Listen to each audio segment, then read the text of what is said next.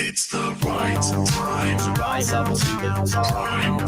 Cause we can't get enough. The city that we made, the power that you crave. Rise up to the top. Cause we can't get enough. The city that we made, the power that you crave.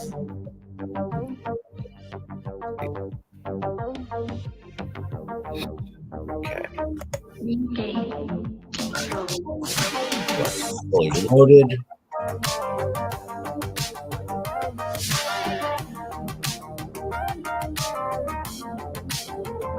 It's the right time to rise up to the top. Cause we can't get enough. The city that we made, the power that you crave.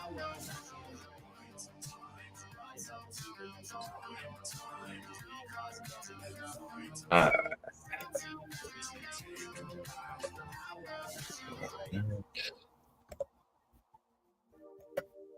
Okay.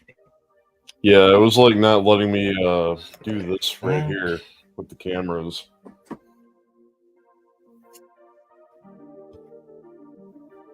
Huh. The way we have it set I have to wonder if I might be partly to blame for that.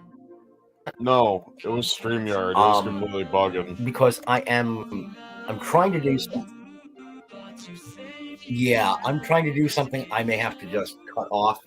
I am attempting to share my screen to my Rumble streaming through Rumble Studio. Trying to basically simulcast the show here onto my Rumble channel, and I don't think it likes that at all. I was gonna say, I can like add your links to this.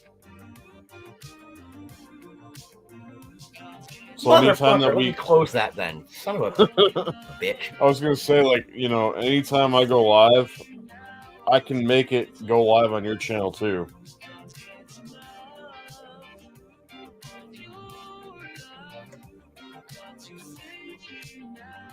Son of a bitch. Okay.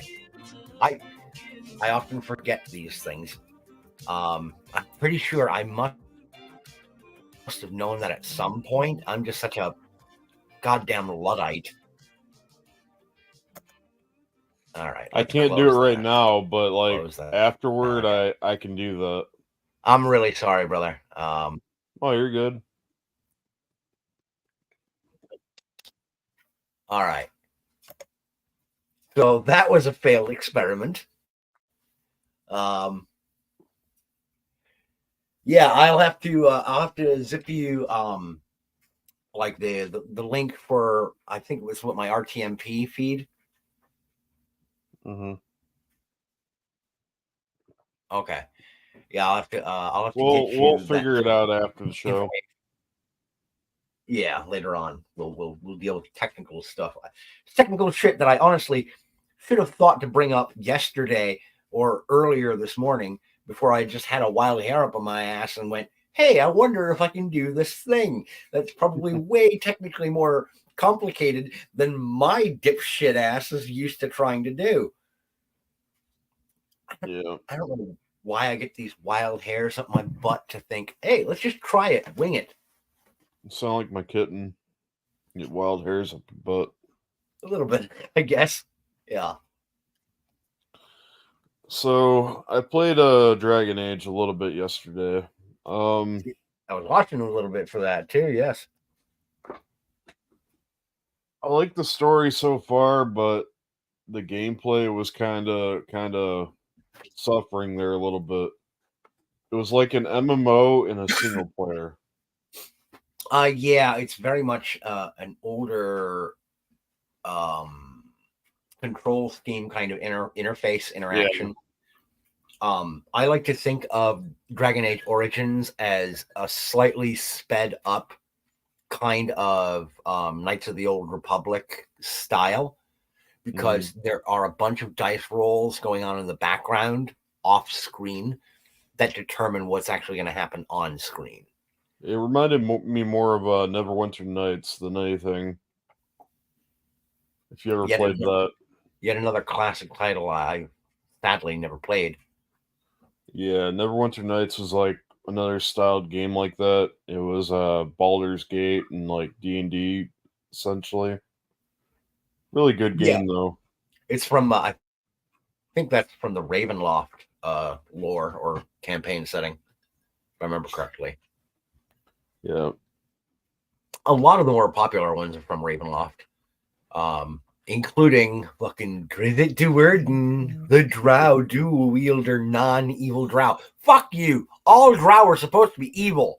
That's part of the lore. It's canon. That's what's established. Can we please respect the source material? Yeah, I was just looking at Baldur's Gate. I have that installed as well. Although I will say, when it comes to like standout, unique kind of offshoots or outcasts from their societies in traditional Dungeons and Dragons or Pathfinder lore, I'm okay with one or two exceptions or standouts. Like Grizzly Duerden, much as I make fun, he's not the worst outcast character from his culture that's ever been written into fantasy fiction. Certainly not by a long shot. Yeah, here we go. Old school Baldur's Gate. They came out with an enhanced edition that like pretty much like made the quality of life for the game a little bit better. Oh, you that's can play with cool. other people. Nice. And I'm almost 100% certain you could play this on your computer. More than likely. I mean, it turns out my computer, while I don't have a ton of memory, it can handle a decent amount of raw visual power.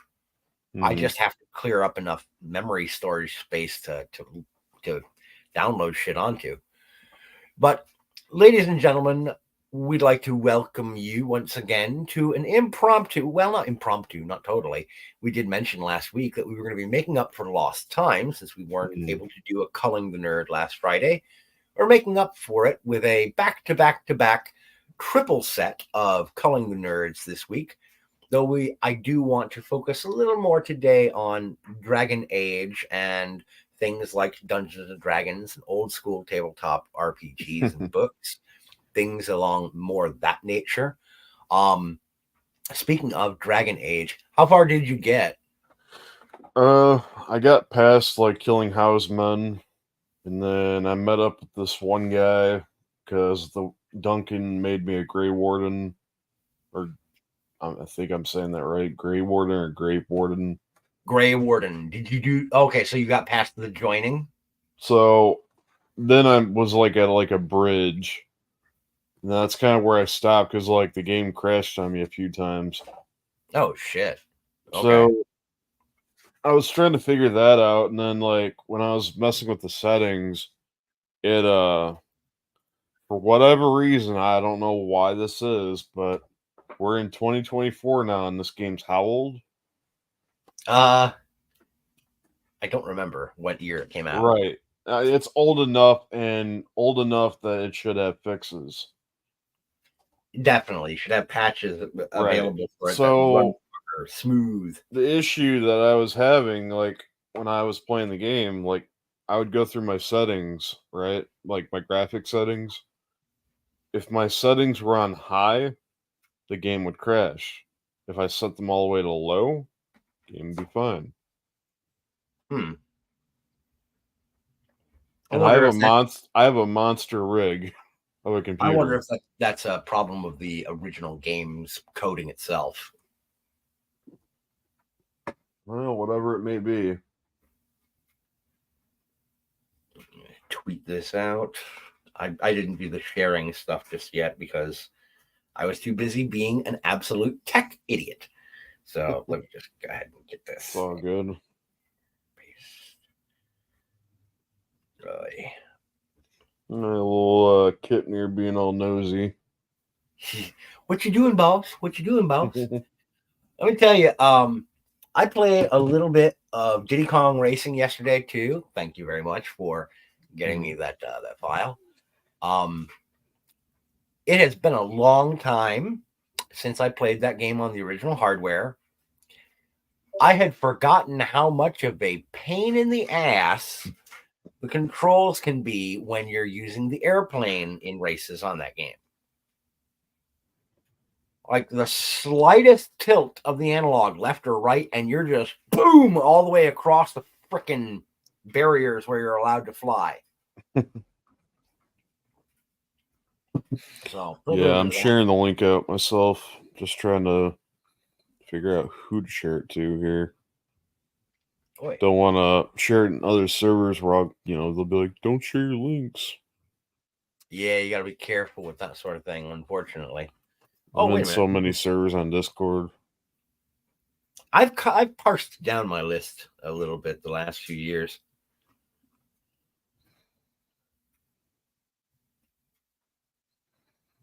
I'm going to go ahead and send a personal invite to Chris, see if she wants to hop in and say hello.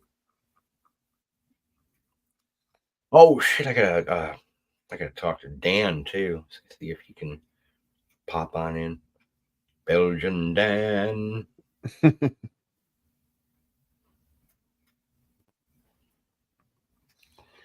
Well, there's a guy I've been friends with for, I shit you not, I've been buddies with him online since about, I want to say 2008, 2009. And he goes by the username Belgian Dan. He's a good dude.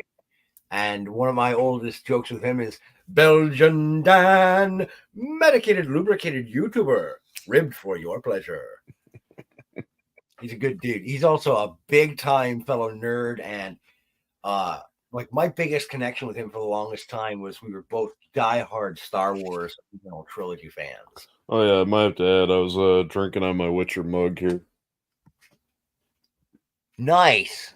Very nice. Dude, I love that. GameStop may be like right next to useless for actually purchasing games these days. Mostly for consoles. I will say they do have some pretty neat like accessories and collectibles. Like the merchandise. Yeah. That's all they're good for anymore, though. I had to stop in yesterday on my way to work so I could pick up my daughter's one requested birthday present, because she only asked for one present, for one thing. And I have tried not to disappoint. I'm like 3 years running, having gotten her exactly what she asked for.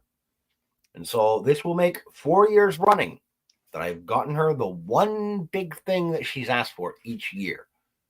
Made damn certain as soon as she asked for it that I could start setting aside a little bit of scratch here and there in order to securely get it. So I got her a copy of Mario Kart 8 Deluxe for her Switch. It still ran me damn near $60, and the game is about to be replaced by Mario Kart 9. Yep. Like, what the hell? But then I thought, wait. I think your audio's feedbacking. My audio's feedbacking? I think so. I heard myself a few times. Hold on. Oh. Hello. Oh, I don't hear it now. Huh. Okay. That's weird. Sorry about that. You also might be hearing some clacking because I got the dryer running out there in the laundry room. No, I heard my voice. Ooh. Yeah, that's what was weird. I was like, I hear myself. But I think we're good. Again, light. Sorry. But yeah, no, Dan was also like, he was one of those few guys who hey Sam. I had always tried to talk. I just heard it. I had always tried to talk Dan into like doing some kind of online play-by-post D&D campaign, and it never actually came together, unfortunately. Hold on. Hello? Yep, I'm hearing it. Shit. Do you need me to You need me to go grab my Bluetooth head earbuds so It that we don't might have. help. All right, give me a minute. I'll run up and grab that and get it tweeted.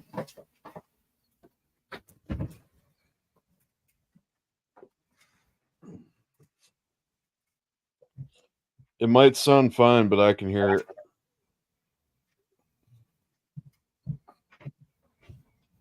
Just now I heard it.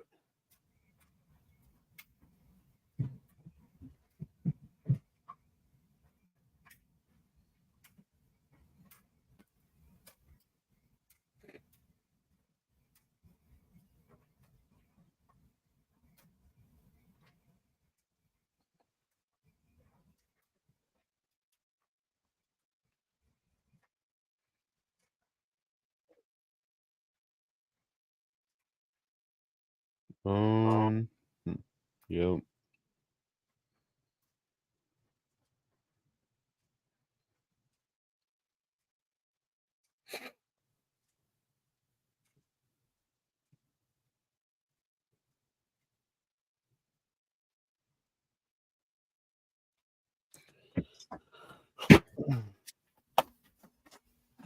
Fucking spider.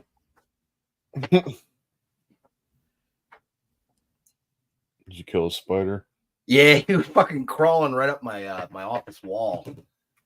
Like, yeah, you die now. All right, let's get this. Hey, Chris, how you doing, honey? How's it going, Raisin?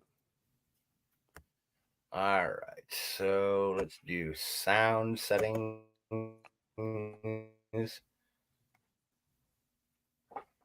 We're doing okay, Raisin. Just dealing with technical foibles on my end because I don't know what the hell I'm doing.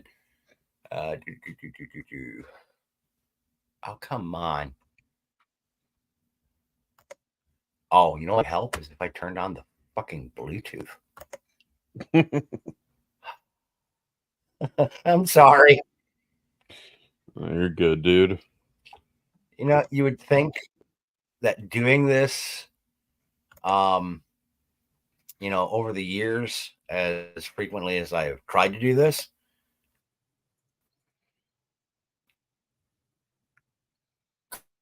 kind of thing, the whole, streaming, being online, generally speaking, better idea what the hell I'm up to. All right.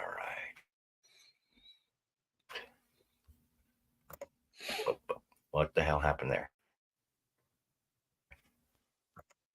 Sound settings.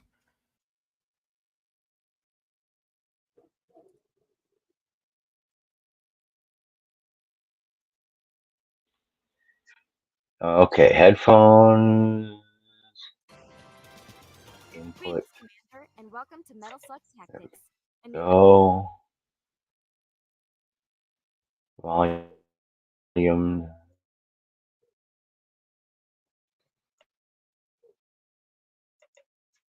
All right. Am I coming through? Yep. All right. Sorry about all that.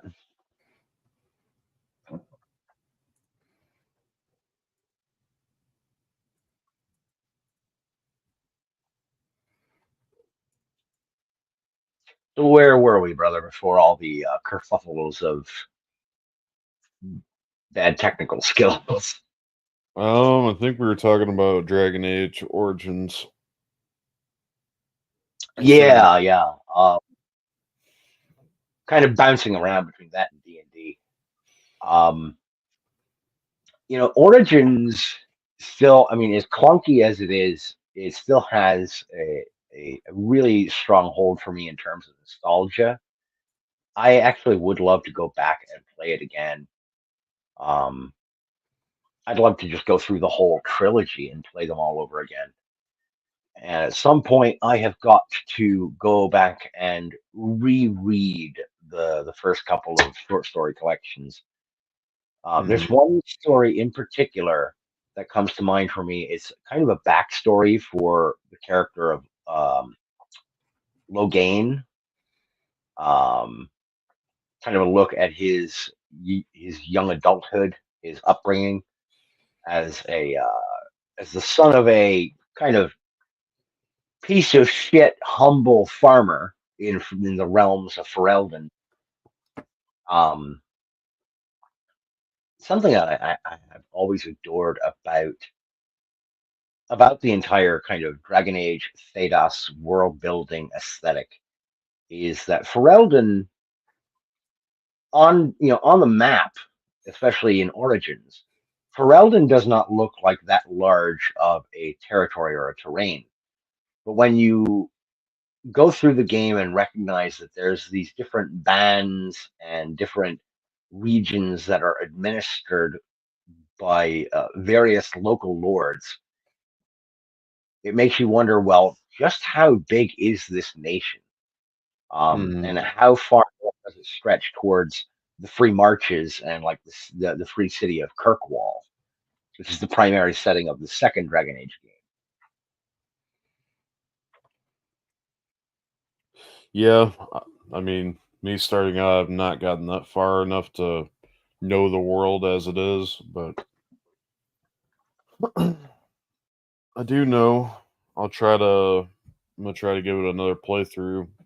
Hopefully, with the settings intact. Because like I said, every time I turned it from low or from high to low, it would work. But if I had it on high, it would crash.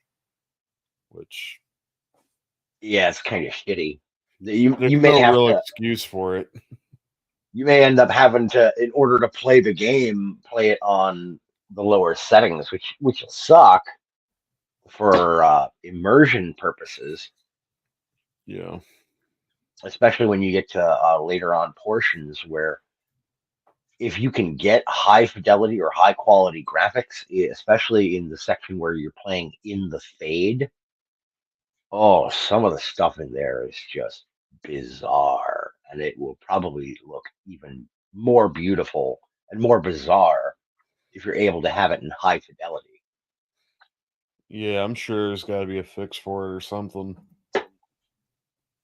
More than likely. It's probably some like unofficial patch I'll have to download. More than likely. You know what kind of troubled me looking back on Origins and on Dragon Age 2 was the fact that there was no option to play as a Kunari in the first or second Dragon Age. Hey, Paulie! How you doing, brother? Yeah, you want to talk about computer specs and everything? Paulie's your guy. He's a big-time PC gamer. We're talking about an old game, Dragon Age Origins. The game, for whatever reason, kept crashing when I had it on high. And as far as my specs, I have a 12900K i9 as my CPU, and I have a RTX 3080 Ti graphics card. So it's well more than capable to play it. Which to me means nothing. Sorry. But yeah, I don't know. I went to look at the Reddit, and that's what they told me to do was. I mean, that may work, but we'll see. I'll have to give it another shot. I mean, whatever you can do to or try to get that thing running at high end, I would recommend giving it a shot. Actually, I'm gonna do something right now, real quick, while we're on live. All right. I mean, it ain't gonna do nothing to the stream or nothing, but Okay. trying to think here if there's like a file that I can, like the executable. I don't see an executable besides the launcher. Oh, there it is. This might work actually, but we'll see. Okay. Yeah, definitely. If you can get that optimized for when you're playing it later on. I might have to download some unofficial patch that people had to make because the company's too fucking, incompetent to make. Too buck broken. Yeah. I do know that like support on Origins was really great when it initially came out, and the expansion came out for it, Awakening. But like as soon as Dragon Age 2 got announced, Yeah, so BioWare that pretty much didn't work. BioWare pretty much said, "Okay, we're done supporting the first game. We've moved on to the second one." Which I got to tell you, they made the wrong choice there. Yeah, that didn't work. The administrator Steam does not like that. Ooh boy, that's a shame. Oh, hold on. One of the things that drew me to Dragon Age in the first place was that it was a grim kind. Right from the outset, you could tell from all of the trailers, all of the gameplay, expo footage that was put out, that this was going to be a grim fantasy setting.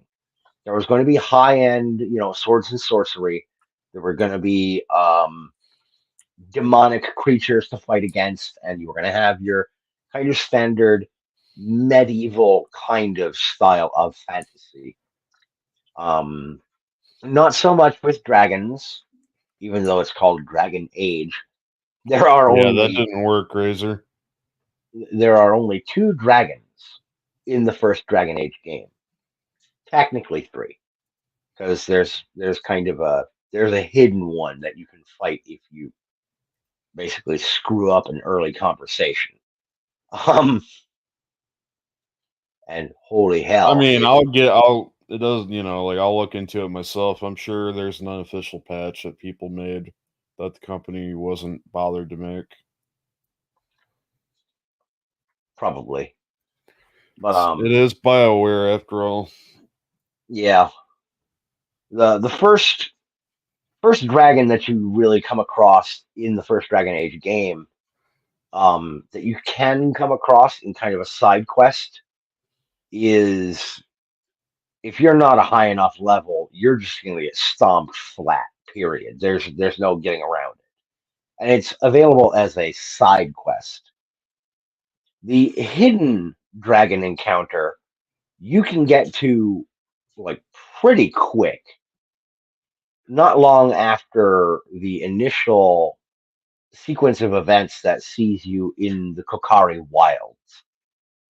You can end up facing off with an ancient dragon that, boy howdy, you've got probably next to no chance of ever defeating, unless you've got the game on the easiest settings and you are just absolutely masterful in your use of the tactical camera combat option and assigning orders to your party members. Um, and even then, if you defeat that hidden dragon, you don't really kill it.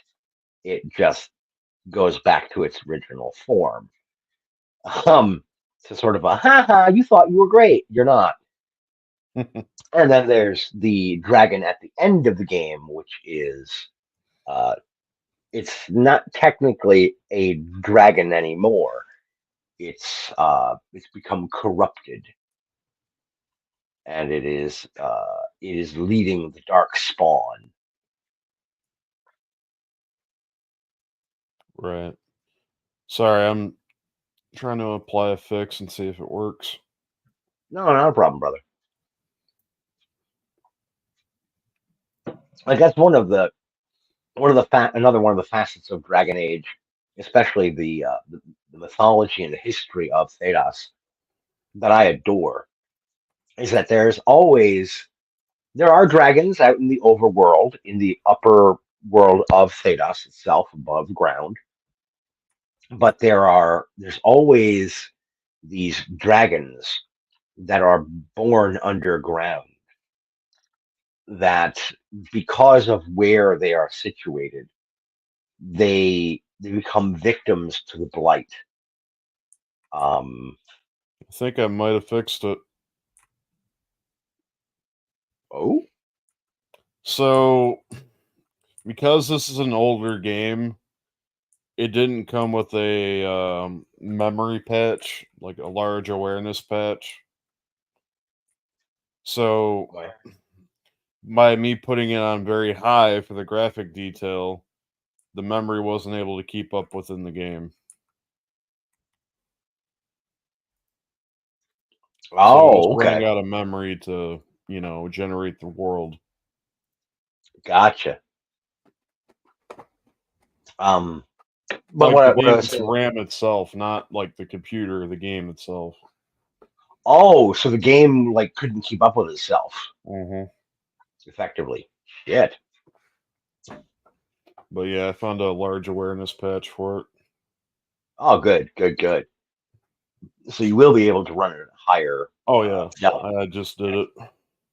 Nice.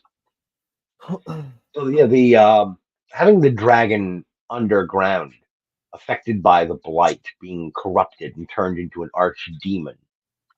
Um, it begs the question: for one, how were these dragons or how were the dragon eggs laid underground? How many how many dragon eggs are down there in the dark of the deep roads underground in the amongst the nests of the dark spawn that they can be corrupted so shortly after hatching? Because most archdemons, they are dragons that are infected with blight and with the essence of the dark spawn. They are literally corruption of the most powerful living creatures in all of Thedas. They're imbued with like the spirit of some greater demonic essence from the Fade, from beyond the veil. But they never really dig down into the question or to answer the question of, well, how did those dragons get there underground in the first place? And when you compare a blighted dragon versus an archdemon versus the dragons that are above ground, like the ones that you can square off against and locate all over the place in Inquisition, it begs the question: if a dragon is not blighted, how long can they live? How powerful can they become? Um, because there does not seem to be an upper limit for how dangerous these creatures can ultimately get. Yet, your party can eventually level up and scale themselves up to the point where they can square off against them. Like the easiest one to fight in Inquisition is probably the very first dragon in the hinterlands, but you don't want to go after it and try to fight it right away. You want to be at least level 8 or 9 before you attempt to go face off with it. Yet by the time you get to the dragon in the I don't know how Dales, well this is going to show off. I'm going to try something real quick. okay, sorry, I'm just No, you're blathering good. on about. I'm blathering about the dragons in Dragon Age. You're good. I don't remember if there were any dragons in the second one. I gotta look that up. It's been so long since I played it.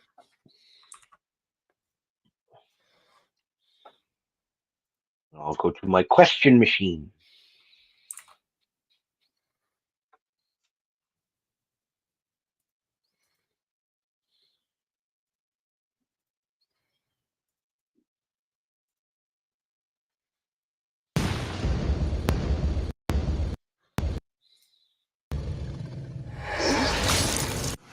Okay, yeah.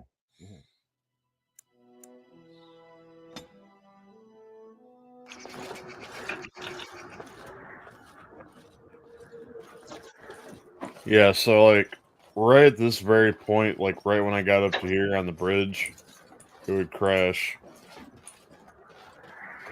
Ah, okay. Like right at this point. I forget. Is that Weissopt? If I'm not mistaken, this is Ostagar. Ostagar. Okay, right, right. So many of the names in for places and locations in Ferelden are like Germanic, rough sounding. rough sounding words that just have no hint of romanticism to them. Right. Yeah, I met up with this guy here, Duncan, Duncan, and yes. I named the dog Bear. Nice. It seemed Nice. fitting. He is, I gotta tell you, that what are they called again? Is it Kamari? Some Omari? sort of hound. But yeah. Yeah, they are. Let me tell you, he is oddly enough one of the best companions to have with you throughout most of that game. Yeah. The dogs of Ferelden are not to be trifled with.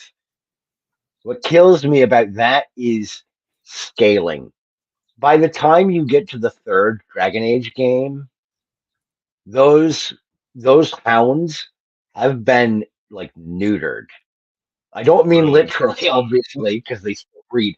But oh yeah, because you can come across some of them as NPC enemies in the Storm Coast level of Dragon Age Inquisition when you go to find and deal with this bandit camp. And they have several of these hounds as attack dogs guarding the place. And you can lay waste to them with a couple of standard attacks in Inquisition. But the handful of times you come across them at random encounters in Origins, they can fuck you up. Mabaris. Mabaris, that's what they're called. Mabari. Yeah, that believe. sounds about right. It's like, wait a minute, how did they get so weakened from Origins to Inquisition? We're still in Thedas. It's been less than half a century between the events of the end of Origins and the start of Inquisition. How did so much go wrong? It's been less than Right. even like 10, 12 years, if I remember correctly. Shits in the woods. Shit's in the woods. Yeah, literally. There is a special campsite interaction you can have with the dog when you're between major areas in Origins, where when you approach it, and this just happens randomly, where as you approach to talk to the dog, your character will stop, look down, and like lift his foot and scrape his foot in the grass, and then continue talking to the dog. Like he stepped in dog shit. It's a great subtle little nod to, yeah, you've got a wild animal in your party. It's not going to behave itself all the time. Right. Yeah. Bear's what I went with because he looks like a bear. Oh, I know, he's huge. I love having him. Yeah, I mean, overall, the story seems pretty cool. I like the idea that I'm killing undead, or they'll be the potential enemy. Ah, yes, the Dark Spawn. Yeah. I don't. Okay, you're not as familiar with the lore of Dragon I'm Age. going into this completely blind, good sir. Okay, do you want any background, anything that's not going to be spoiler specifically for the game you're playing? I was gonna say anything that you're gonna tell me now, like as far as lore, I'm not gonna put a face to. Okay, I, I, If I'll that try to makes keep that in sense. mind. All right, so the Dark Spawn, they're It'd be not like me trying to tell you about Warhammer lore. okay. The Dark Spawn are not technically undead. They are corrupt mortals. They've been corrupted with the Blight.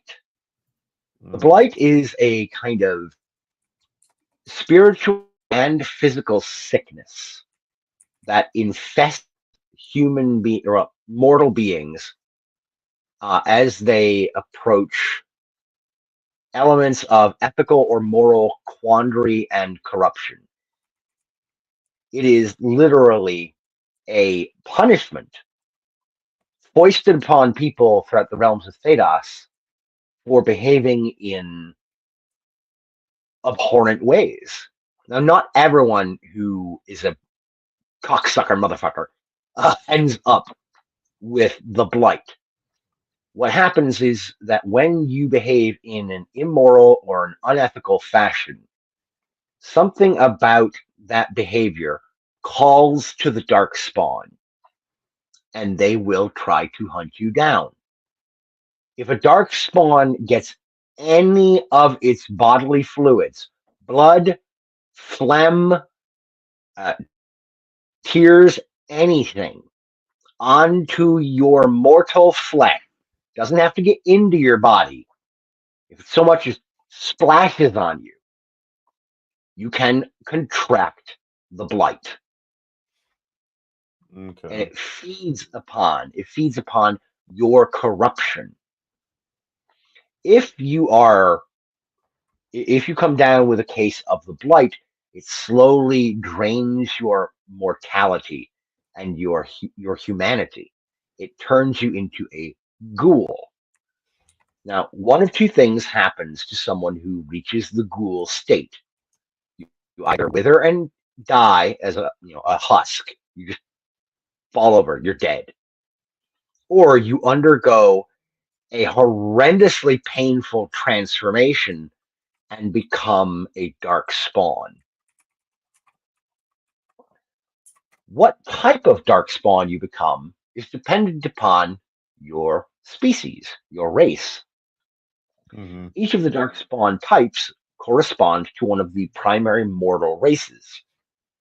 The smaller, faster, like angular, agile dark spawn, they are the result of corrupted elves. The standard kind of humanoid, upright, ogreish kind, or not ogreish, orcish kind of dark spawn are the result of human blight corruption. Dwarves do not frequently fall prey to the blight, in part because they do not have a natural connection to the Fade. They don't have access to magic. And because they don't have access to magic, their spirit, their souls they're not as easily corrupted. That, and there are rumors and mythology that say, well, part of the reason why the dwarves are so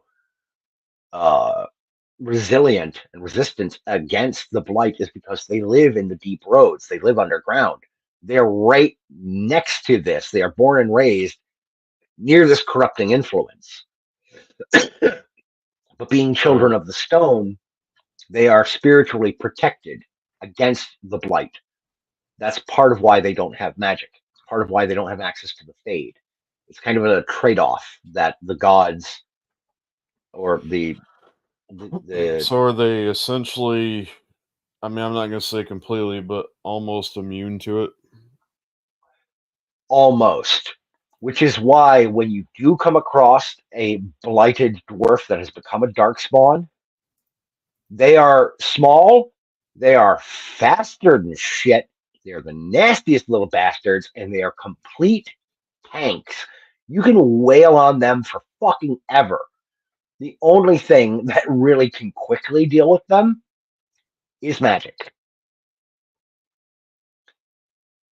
which is a weird kind of contradiction in and of itself that I don't remember any in lore explanation for why dwarves who are, when they're mortal, they're very, very resilient and resistant to magic. But their dark spawn equivalents, you can knock them down with a couple of spells, and they're staying down. And then you have the trolls. Trolls are what you get when you corrupt with blight a kunari, and not a kunari who someone like from one of the other races that has joined the Qun, an actual Vashoth kunari, the ones with the horns. They I have become no idea who those are. they become not trolls, they become ogres. Those fuckers are huge.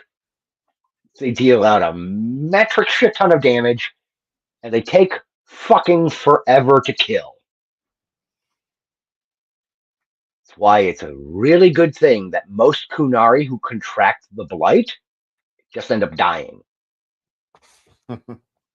As powerful as they are physically, as much damage as a Kunari can take in straight up head to head battle, illness and sickness, they go down like a fucking free limb. They just.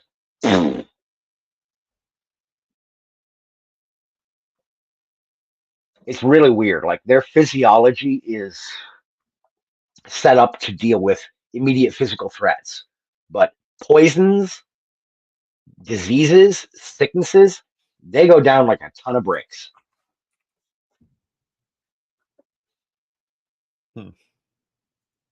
I'm not exactly certain why that is. I imagine it's in part because they don't catch a lot of diseases. They don't catch much of anything. Their bodies are very rigorously trained and tuned to deal with most things. Injuries and most like bacteria don't affect them at all. So when something does slip in, it basically just fucking knifes them all over the place once it gets inside. And they're like, oh, blah, blah, blah, blah. I can't deal. They're like the boy in the bubble that way. You know, nothing gets at them, but when something does get at them, they're totally fucked.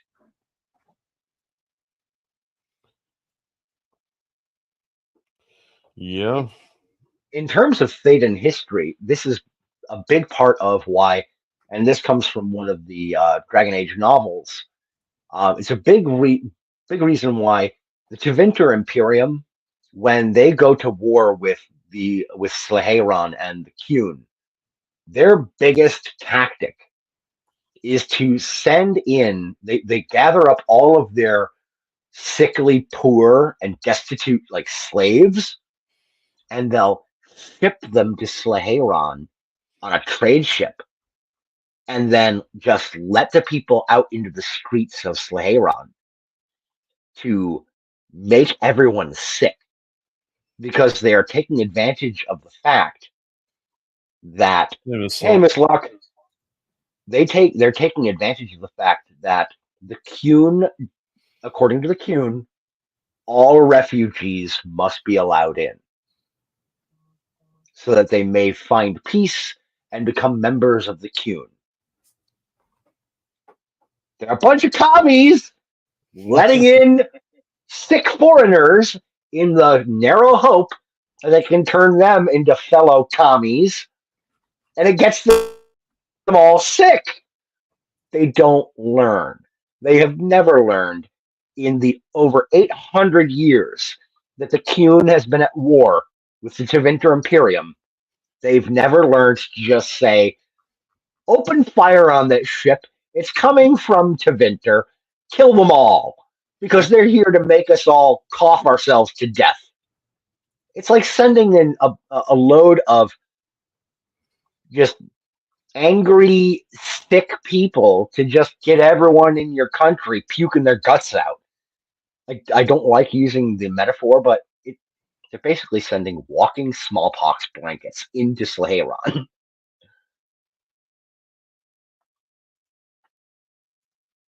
It's like, no, guys, your mercy has to have a border, all right? Because if you don't have a border, you don't have a country. You guys need to learn this. And they don't figure it out.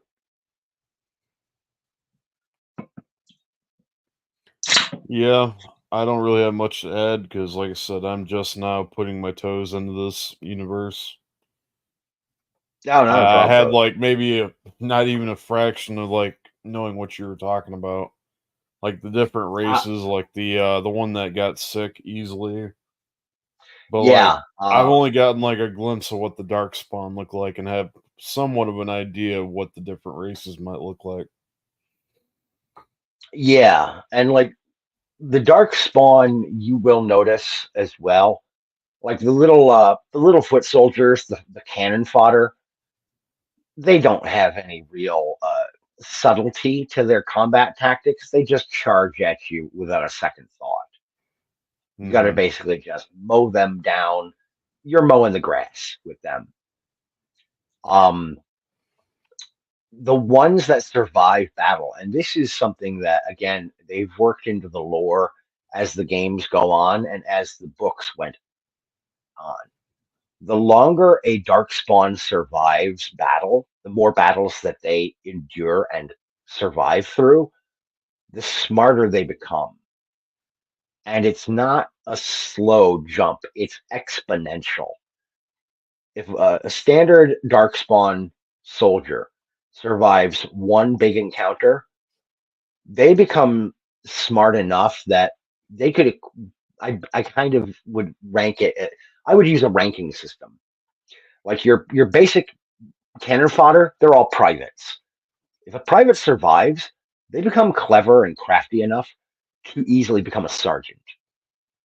If they survive another major large scale encounter, they become smart enough to easily become a like first lieutenant. And then you're dealing with some really dangerous shit.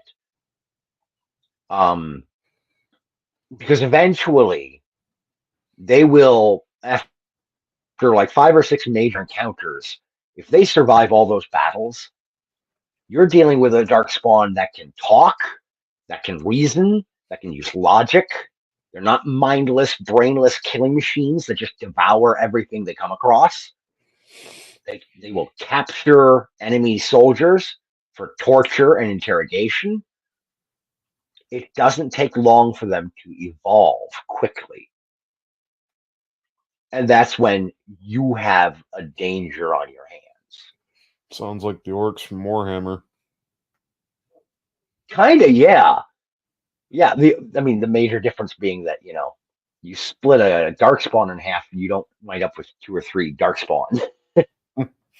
Yeah. They don't reproduce by budding. I'll be right back, brother. I gotta hit the loo.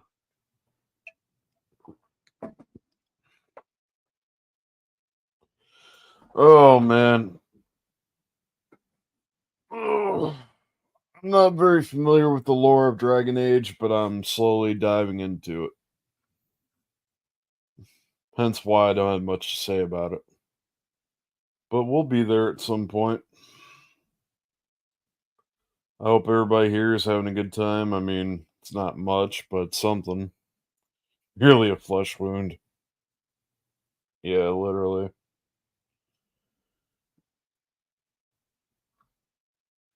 Oh man. So how's everybody doing?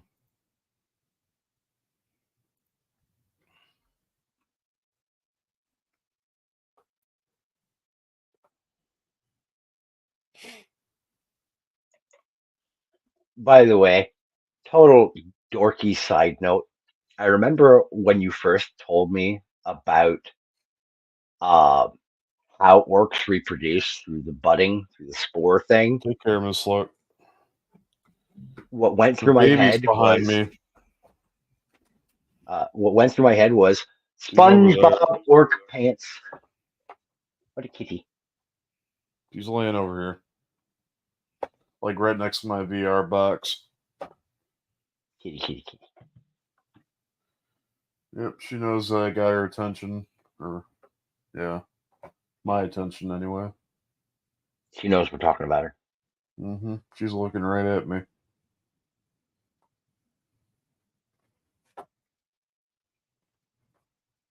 Oh, big yawn.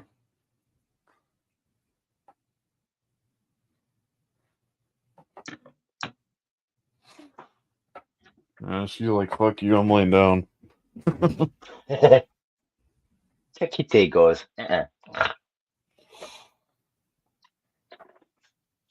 But yeah, I guess at this point I'll quit running my mouth so damn much and I'll say, brother, do you have any questions about Dragon Age before we kind of move into a little bit more open nerddom? Nerdum, and then the fact of Veilguard. Oh God!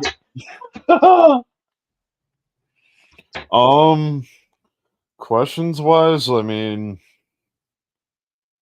I don't really know. I don't even really know what to ask because, like, I'm just now diving into it, and it's just kind of like, I don't know.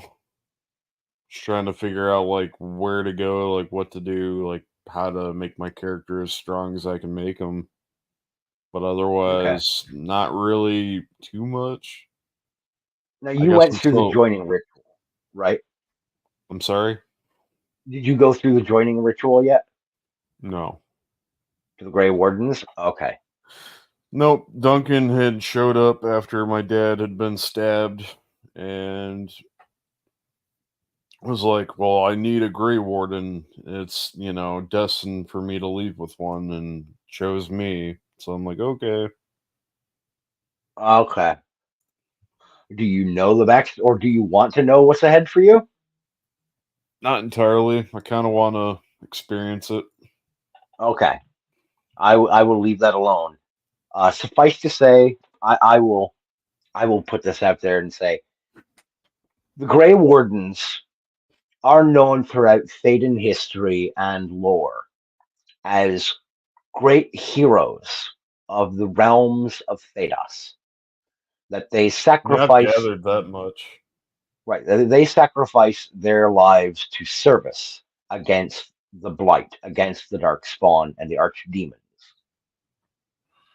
Most people throughout Thedas are unfamiliar with exactly how much is involved in the sacrifice that someone makes to even become a Grey Warden. When recruiters go around, they usually gather up somewhere between 8 to 10 recruits, potential recruits at a time, and they put them through this ritual, the joining. Approximately 75% of initiates, recruits, do not survive the joining. They die. Oh If boy. you if you survive the joining, you are a Grey Warden. Period. You're a recruit. You're like a private, but by merely surviving the joining, you are effectively capable of smoting any standard soldier and many that would be considered like elite soldiers, like the Chevalier of Orlais.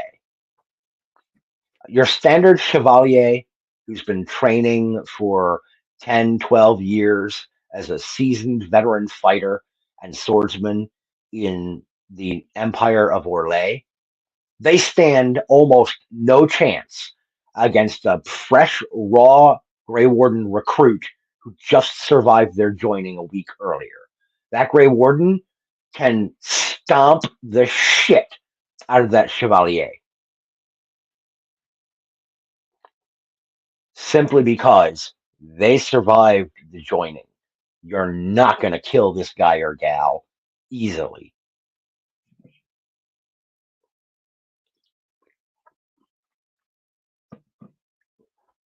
Hmm. No idea what the fuck that is, but okay. I got It's invited to actually something on Facebook. ah, it actually should have been a great big red flag for me when I was playing Dragon Age Inquisition the first time through. That should have been a great big red flag when I met Blackwall. Like, wait a minute, something's not adding up about this guy. Like, why would he be so worried about taking an arrow to the shoulder? Why would that be a big deal? Your standard Grey Warden can shrug that shit off and go, "Oh, that's cute what you did there. I'm gonna pound your face until it bleeds now." So, not to get off topic, but I heard that I guess the Warhammer 40K project for Amazon has been canceled. It is donezo. It is officially donezo. I'm both sad and happy about that. There was potential. I think that's what we can be sad about. There was There really potential was. because of Henry Cavill. There was no potential because of Amazon. No, not because of them. But when you've got somebody like Cavill on board, it could have been made tremendous. Hmm. And instead, what you got was Amazon. Yeah. Amazon's gonna Amazon. What can I say? Yeah. You know, I kind of wish they'd fall face first, just like, Ubisoft. And they I they guess did it. BioWare. They did it to Fallout. They did it to The Boys, Hmm. and they did it to Warhammer now. Like, Well, they what are haven't you even gonna really done prove? anything with Warhammer. Fortunately, they haven't, because it hasn't even made it, in a concept phase yet. We're right, but what I'm saying is, like, they're gonna poison damned near Oh, everything. if they even got near it, yeah, they would have done something to fuck it up. Undoubtedly, and the rest of us would have been left going, "Why did you shit in my hands? I put my hands out like this for, give me beautiful project, please." Yeah, you're wanting to watch something awesome, and then you just step in a pile of shit. Ugh. And you're just like, well, that's on my foot now. Kill it with fire. Yeah. Oh, yeah, I guess the new Shattered Destiny for Starfield is sinking too. I Oh, guess it's not an expansion. yeah, their new DLC. Apparently it doesn't even add anything to the game. Like it adds, I think, maybe 5 hours of gameplay, 3 new weapons and 3 new armors, and that's about it. Doesn't seem like much of an expansion then. And they want $30 for it. Yeah. Bitch, for $20, I can order myself a copy of Shin Megami Tensei Digital Devil Saga for the PlayStation 2. And I don't even have a PlayStation 2, but I am tempted to order that bitch. Yeah, so for Shattered Space, hang on here. It is mostly negative. Not shocking. By the way, I mentioned the PS2 because did you hear that? I think it was a couple months ago. GameStop went and like redid a number of their stores to make them retro GameStops. Oh, really? Yeah. Um, Yeah, here's I what have somebody had to say about it. 3 I enemy have one of types, 2 non-reskin guns, 2 melees that no one cared about, 1 non-recolored new spacesuit, less than a dozen new outfits, less than a dozen new items, no new ship parts, no new skills, no new companions, and no new general points of interest. They said so they all have next to nothing. says all these come with main story worse than Far Harbor. Thank you, Bethesda.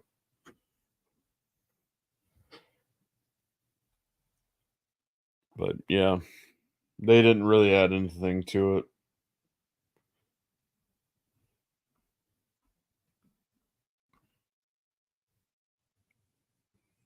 Yeah, this is pretty much how it's, going. Mostly negative. And this That's not just came shocking, out. man. Right there. That's September triple 30th. A gaming for you nowadays. Fucking Bethesda, man. What I was mentioning before, yeah, GameStop has made a number of their stores across the country retro GameStops, and I have one that is all of 20 minutes away from me, just in a couple towns over in Apple Valley, and I'm deeply considering saving up the scratch to go and get myself a new PlayStation 2 Slim. They have them for only $100. And guess what? I still have memory cards in a couple of my game cases. And when you get the system, you get one controller. That's all I fucking need. Mm-hmm. Like I am deeply considering it because they also have a number of games that I don't have in my current library, but I want to get again, go back and play again.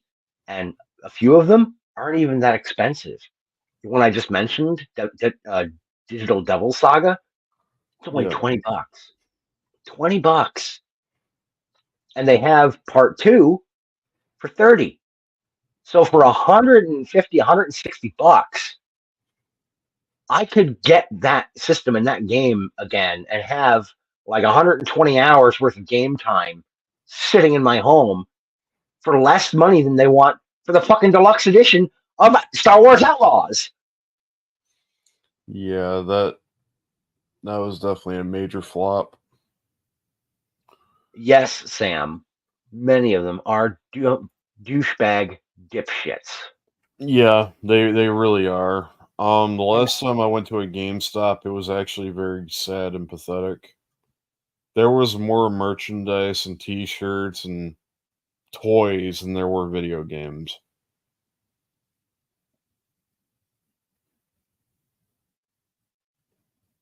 What? Sorry. I have to kill my daughter when she gets home from school today. Uh-oh. I'm looking at her current term grades, and Uh-oh. she's missing homework assignments. Uh-oh.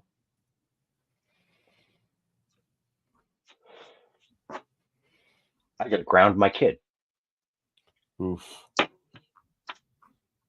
That's gonna be a fun conversation when she gets home.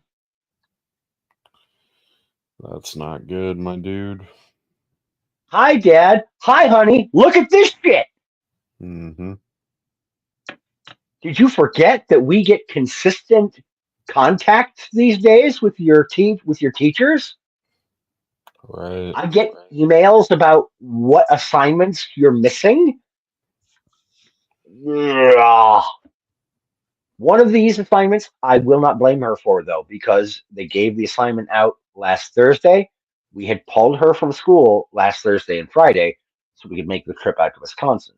I'm not going to blame her for that. But there's 2 other assignments from last week that she never turned in. I ask her every day if she has homework. Every day. So that's fun. Yeah. That's unfortunate, man. It's parenting. I want to give her the benefit of the doubt. The problem is, Well, that's why I'm saying that. That's why, you gotta do what you gotta do. yeah, I'm gonna have to ground her. Gonna have to. I don't know. I mean, she doesn't. She doesn't sit there on her phone. She hates using it unless one of her buddies calls her. Otherwise, she leaves it on her fucking window shelf in her bedroom and forgets she even has it most times. I mean, I would look more into it, see if she's having trouble or something happened. But if there's no excuse and Yeah, I gotta find out like what's going on. Are these Mhm. are these assignments you're delaying on because you don't understand the material? Because one of them is a math assignment. I know she struggles with math, and that may be something where I can try to give her a little bit of help. You gotta at Um, least understand the leniency before you give the punishment. yeah, but there's one that was an English assignment, and I know she has no excuse for not handing that in because she asked me for help with it. So Right. that one, I'm wondering if she just put somewhere in her room, and her room is kind of a mess right now. I'm wondering if she just misplaced it because of her own damn laziness. Yeah, that's also a thing too, right there. Teachers aren't teaching anymore, so there's a problem there. Yeah, that's kind of like what they do anymore. They'll hand them like a packet or whatever, and be like, "All right, get to it." Okay, okay. I just got another clarification message. Both of the missing both of the missing homework assignments are from her vacation days. So okay, I can't be mad with that. But the English assignment that has not been turned in. She received that last Tuesday. So I got to just find out from her, like, honey, what's going on? Did you Mhm. misplace it? Is it missing in your room somewhere? Because I'm not gonna growl if it's just she misplaced it. I'll growl a little bit and be like, honey, you got to clean up your fucking room. Mhm. All right. First thing I do in the morning after I shag my ass out of bed to the alarm of my phone, the first thing I do is I make the bed. It's a small thing, it's a little thing, but it goes towards maintaining the order that we need to maintain in this house. There's so many of us living here, you know? Still, I mean, like try to at least get the benefit of the doubt, and then she gives you a BS answer, then you really know something's up. Yeah, because otherwise that's not good. It's not like she doesn't like school either. She enjoys going. Yeah, Sam, I mean, that's a combination of issues. Is like she's usually pretty good about keeping her room picked up, but the last like month, she's kind of let it slip. I have not been really on top of her about, hey, gotta remind you, get your room cleaned up, get your room picked up. I had to pay a $3 fine to the library last week because she had a couple of the books that she had borrowed like squirreled away under her dresser. She forgot they were down there. So I'm like, fuck, okay. So I took them back and I paid the fine. But that's $3 now that the next time she comes with me to like the Dollar Tree or something and wants a treat, I'll be like, no, you're not getting that. But guess what? That'll now come out of the money that you owe me. So there's $1 back into your favor, but you're not getting that. I don't like doing it, but I'm not her friend. I'm her dad. Mm-hmm. Um, You gotta have a I'm decent sorry. balance with that. Yeah, I didn't mean to go off on this tangent.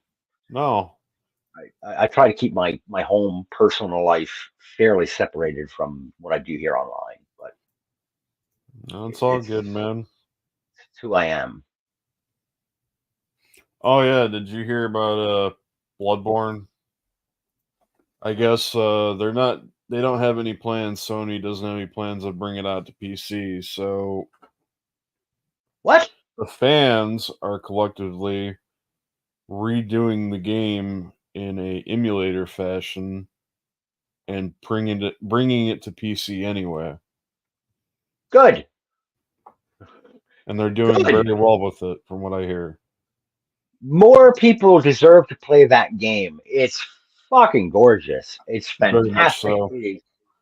It is the grim Cthulhu Lovecraftian nightmare we all deserve.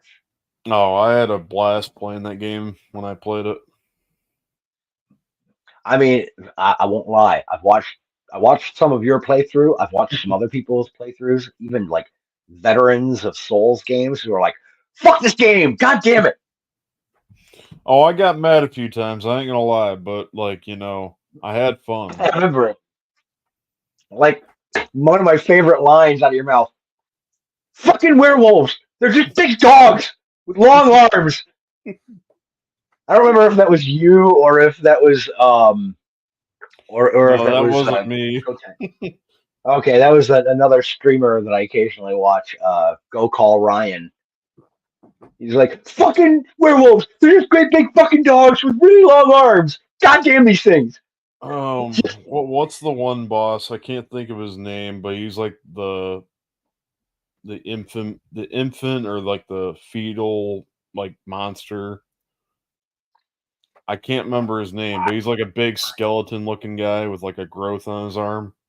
Yeah, I don't remember the names of most of the critters I from that game. hated that fucking boss with a passion. Dude, you have no idea. It was like the child of something. I can't remember the name of it. Did you ever get snatched up by one of the insight spiders? Yes, yes, I did.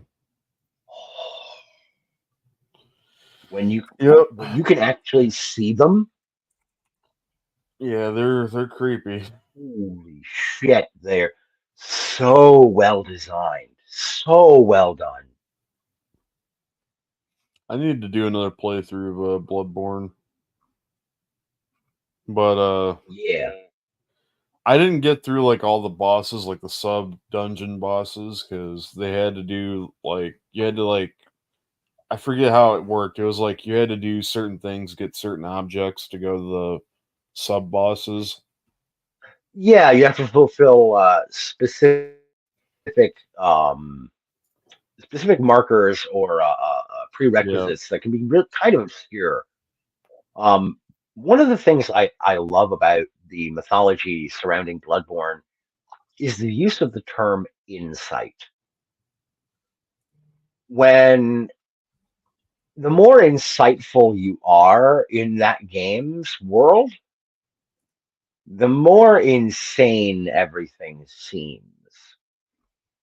Like you're peering behind the curtain, and normally when we use phrases like, "Oh, he's looking behind the curtain. He's seeing how the sausage is made."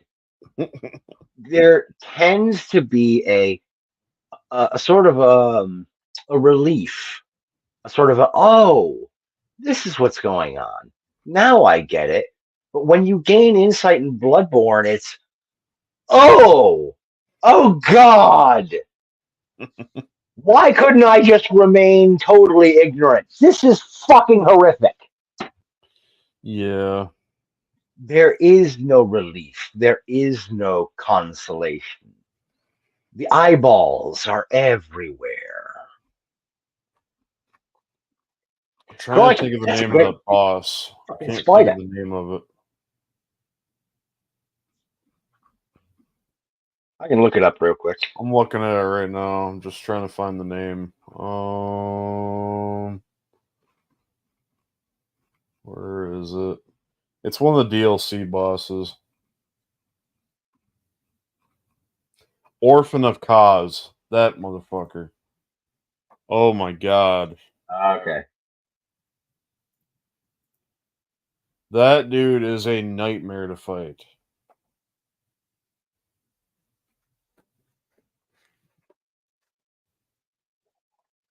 Ah, yep. Orphan of Kos. A newly born great one. Mm-hmm. And he gets bigger when you fight him like halfway. And he's very, very all over like the arena. Like he charges at you, he throws this like bloody phlegm shit at you. Ugh, like And rangy. Like it's I don't know what you would call it, but it's like this growth, he'll rip parts of it off and throw it at you and then they blow up.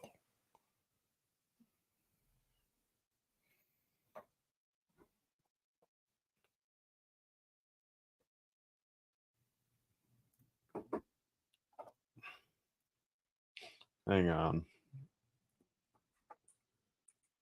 Oh.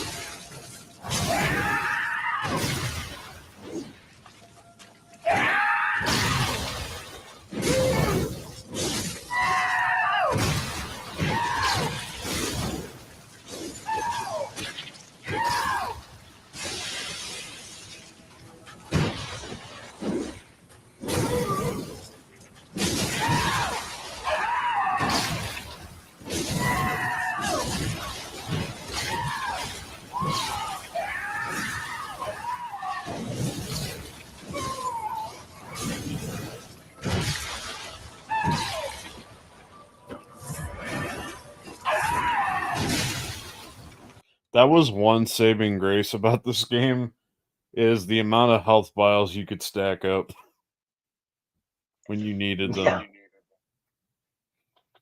Yeah. Initially, obviously, this thing is like putrid and disgusting looking, and there's a revulsion impulse, but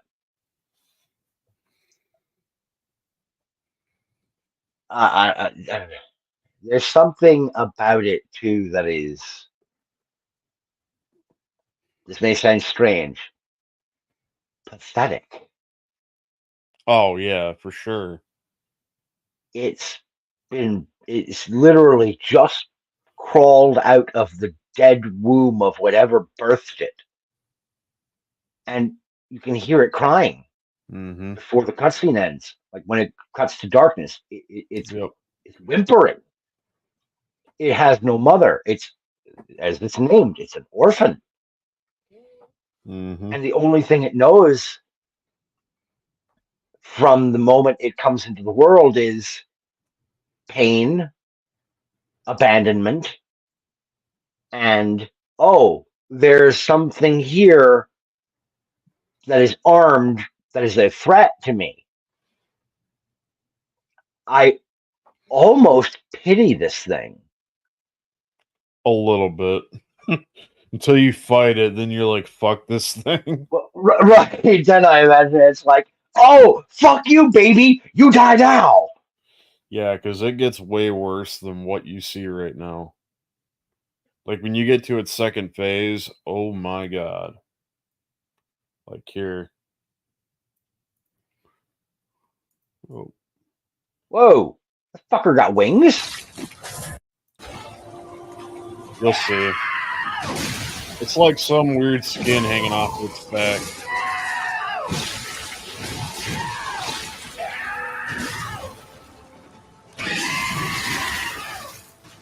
Whoa.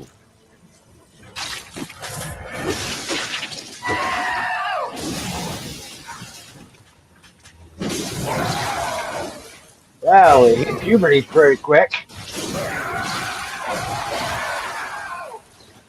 Like any teenager, it's just railing at the world.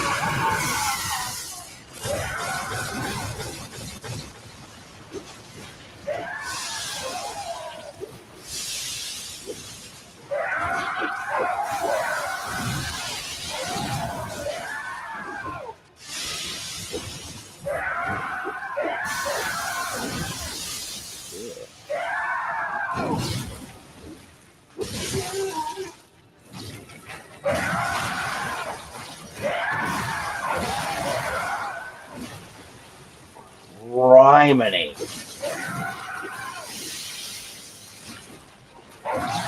Yeah, it constantly attacks like that too. Could you imagine somebody's playing like Stardew Valley or some match 3 puzzle game and someone goes, "Hey, you like games? Yeah, I love video games. Here's the controller. Just hit the unpause button. I want to see how you respond." Yeah. Woo! Right. There's another Pretty- game coming out this month that I'm waiting for called No More Room in Hell 2. I gotta show it off. I like the name. Yep. Very dead but Crikey, it's a spider. Scuba. Alright, hang on. It's gonna be like a zombie survival game, but it looks Okay. really good.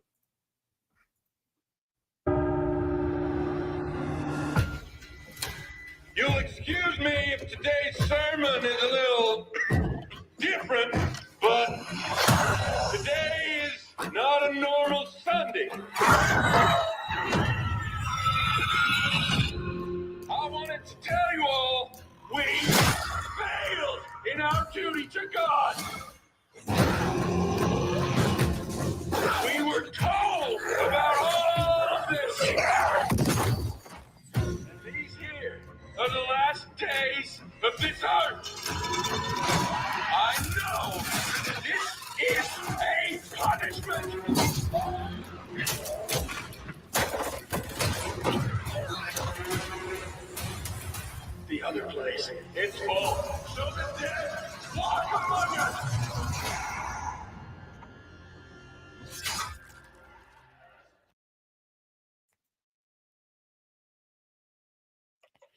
Yeah.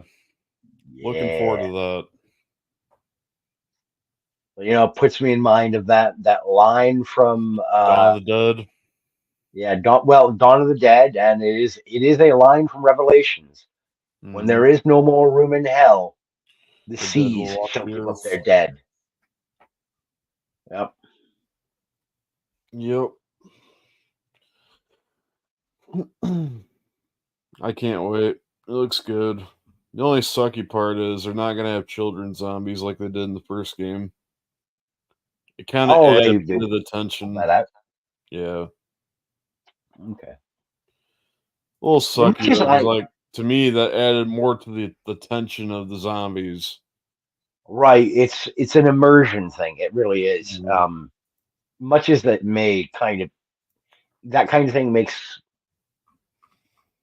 some folks, myself included, because I am a dad, I tend to cringe a little bit more when there's anything that includes kids being victims. But Mhm. reality check, hello, kids are victims of shit all the time. Yep. And Well, that's the if thing about a virus or infection. Like, it should, like, it shouldn't be selective to who it infects. right, nope, viruses do not care They about don't your age, they discriminate. don't care about your socioeconomic status, they don't give a shit. This is not, the virus is not Jason Voorhees. It's not going to see that you're prepubescent and leave you alone. Right. There's another game that came out not too long ago. Well, two new games that came out that look really good. There's one called Fire. Zoocosis and another one called Dread Dawn. Never heard of those. Really quick. Zoocosis is almost like kind of like The Thing in a way, but you're at a zoo. Nice. That could be pretty wicked. Well, what were you saying? Sorry. I was going to say, just really quick, a gold star to anybody who can name which Friday the 13th film they actually showed a scene where Jason kicks his way into a cabin at the camp where there are prepubescent children. They stare at him and he just turns around and walks away. He leaves them alone. Honestly, I couldn't even tell you. I haven't. It's been so long since I watched a Jason movie. Oh, and by the way, Kane Pixels dropped another video about like literally the other day. Motherfucker! It says backrooms, lighting, and tile survey, and it's an 8-minute long video. Actually, almost 9-minute long. We'll have to do that another time, brother, because I Yeah, got about for 10 sure. minutes before I got to wrap. But I will just spoil it. It was Friday the 13th, Part 7. This is Zoocosis, by the way.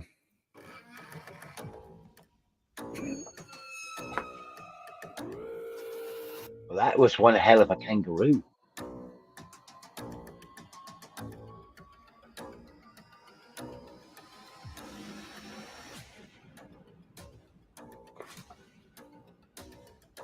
Dude!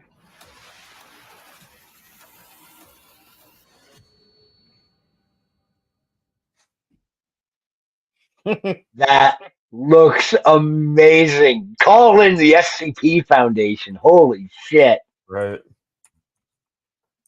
Oh. My kitten decided to say, hey, I'm going to get closer, but then look at you. And then we're going to slowly sneak up on you. Yeah. Here's another game I was going to show off. It's called Dread Dawn. It's a isometric zombie game. Oh, okay. Oh, I already like that art style.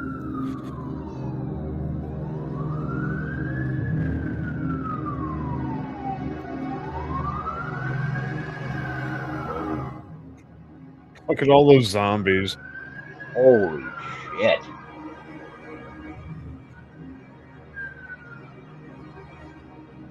I tell you what, though, I'm a sucker for this kind of visual.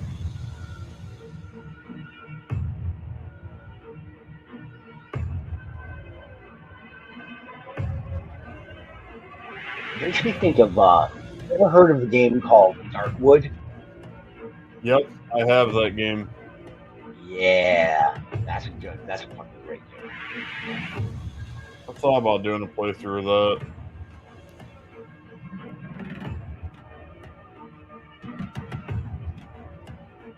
Fuck it.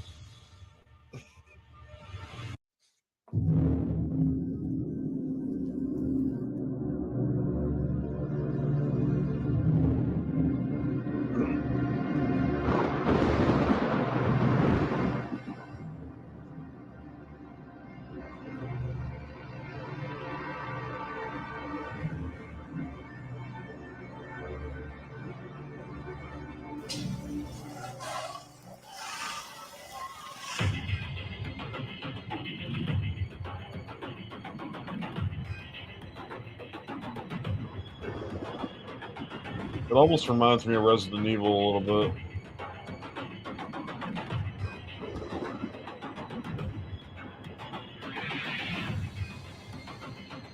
Oh, okay. You can like build up defenses and barriers.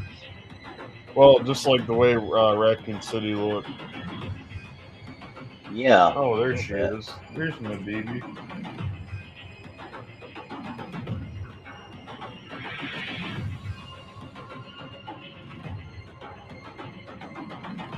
Defense posts.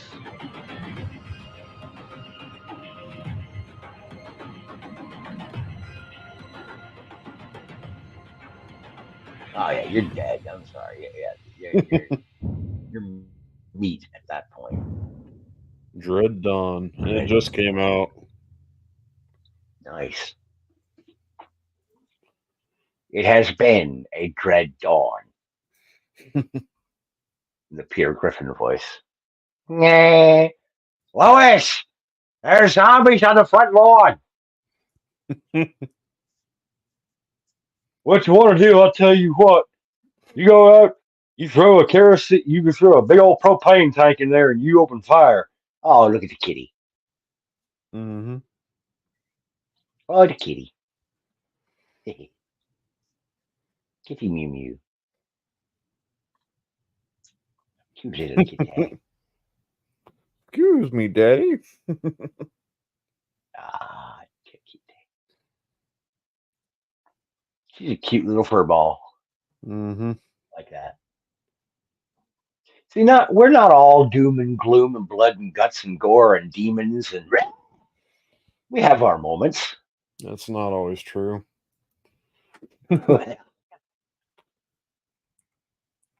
Oh yeah, I have to show this off real quick. Remember I was telling you about the episode 3 of Tithes, the Warhammer show? Yeah. This is a really cool scene from that show that somebody put on YouTube. Figure I'd show it off. This is what kind of gave me somewhat hope. I mean, the second episode with the female custodies was pretty garbage, but this third episode was pretty cool.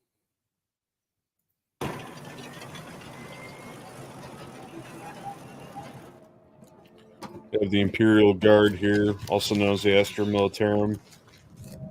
This is a fucking mess. We're leaving them to die. Do you know what separates us, Sergeant? You were raised by the genteel of the scholar Progenium, and they found me scrounging for food in the bowels of a ship.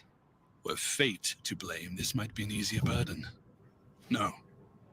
I was inducted into the commissariat because my father was a scion, the Emperor's finest shock troops, and because of his devotion, of his heroism and sacrifice, my mother was freed of my burden, and I was raised to watch over our own. 50. What? The soldiers I've killed. Not Xenos or heretics. Soldiers. Loyal, scared, angry, lost soldiers. Men and women of service in a galaxy that would have had them be anything else. 50. 50 and no more.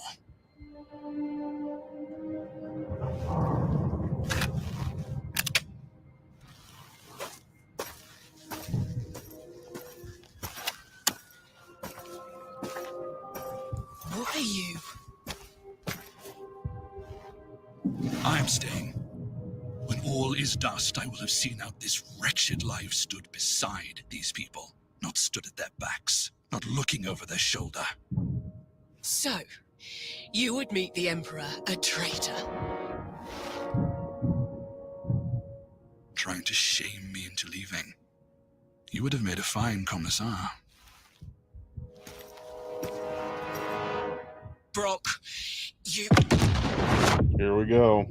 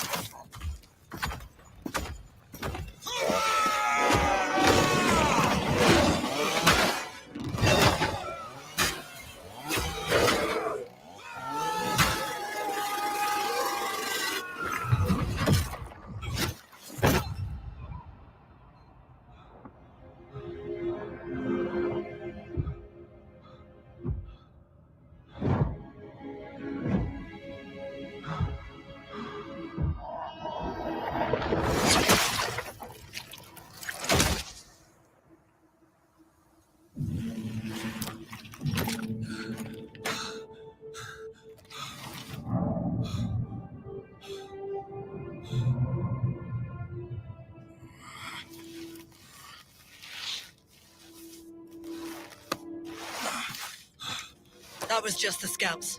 The rest will be here any minute. Go. Get aboard. Complete the mission. Make sure the ammunition gets where it's needed. Easier said than done.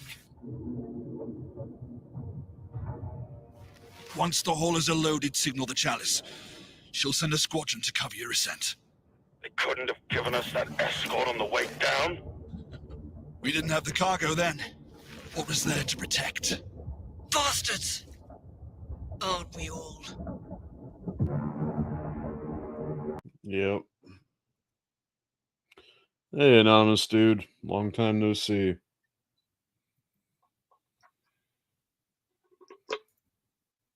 Hey, Owen. That name's familiar. He's been in our show a few times, hasn't he? Yeah, he is. Okay. Couldn't very well remember. My memory is somewhat shot these days. Yeah. This side of YouTube I tend to stray away from. No, I haven't played the new Diablo. What is that, 4? Yeah, it's 4 now. Apparently they got a new, like a DLC or whatever they came out with.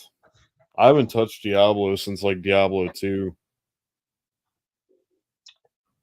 Neither have I, and that's only because I just finally downloaded it like a year ago.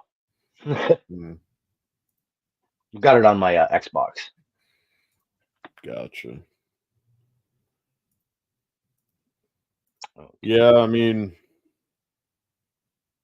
you never played any Diablo till last week? Damn, dude, you're missing out. Right? I'll tell you one Diablo kind of clone that I played that I really enjoyed actually was Torchlight and Torchlight 2. I really enjoyed I think I have Torchlight. They're fun games. For dungeon crawlers, they're amazing.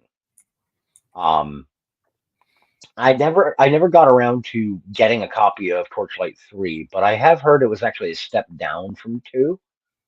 So maybe I'm in the better camp for having not gotten a hold of it. But Seriously, that's my mom's jam.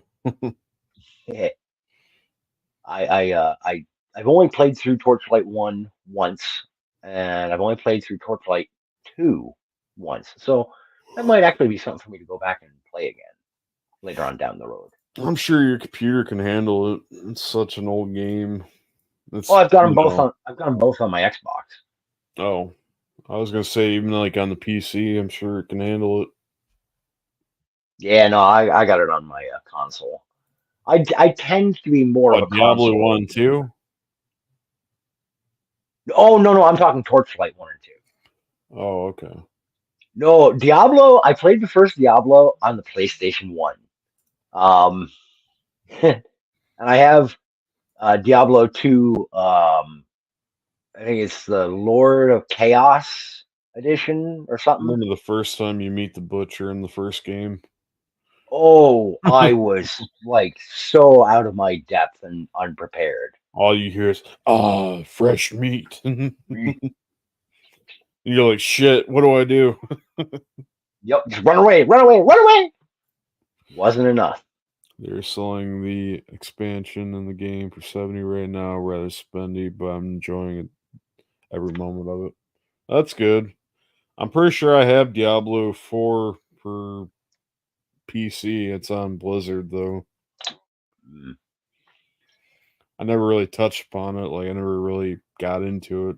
I bought it and then I never played it. After I finish this smoke, I'll be heading off, brother. Oh, you're good, man. Um, that's the thing. Uh, Anonymous is as long as you're enjoying the game and you're having fun, you're having a good time with it, then it's worth it.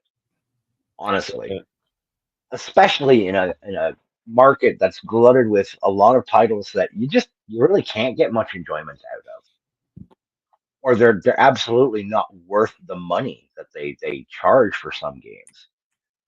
Um, like for my liking, I know that there's a small handful of people who would probably be like, you're just not a purist, you're a casual. There are sports titles. But guess what? I wait until like it's been out 3 or 4 years. I'll be 3 or 4 years behind. I don't care. If Well, I'm gonna my play it thing is, dude, if you sit there and say you're a gamer and all you do is play fucking sports titles, you're not a true gamer. I'm sorry. right, and there are people who have friends of mine who've given me shit for like, dude, you're still playing Madden 2019? Yeah, because it still works. Right. If there's a new player I need to import or create, I'll just make them in the player creator and drop them onto whatever team they belong on. I Yeah, I don't give got a Diablo shit. 4 on PC. I just never touched it.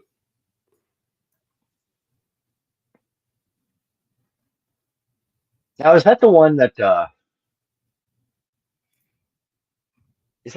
got like all the microtransactions? Diablo Immortal had a lot of them, and Diablo 3 had a lot of Hmm, them. that's what it was. That's the one I was thinking of, was Immortal. God, I remember. Hold on, I got to bring this up now. And yeah, This is so Anonymous, bad. 20-year-old games that you can still play and enjoy. Fuck yes, brother. That's why I am a retro game enthusiast. Fucking love my 8 and 16 and 32-bit titles. Love them. This is like the biggest slap in the face to the fans right here. Like, Blizzard should be absolutely ashamed. They did this at BlizzCon. Because fans were asking if the game was like, is this all we're getting? Really? Ooh, that's not a good sign. Hey, just was wondering, is this an out of season April Fool's joke? No, it's a Oh shit. fully fledged Diablo experience on mobile, which everybody will get to play, and hopefully. Well, that wasn't exactly it, but there was a portion of that where the guy was like, "Do you not have That's phones?" brutal. Oh, I heard about that. Yeah, where he was like, "Who doesn't have a phone?" I was curious. Fluffy. I was curious. I see a lot of mechanics that we've kind of been begging for in Diablo 3 in this. Is there any plans to make this playable on PC, or is this strictly mobile forever?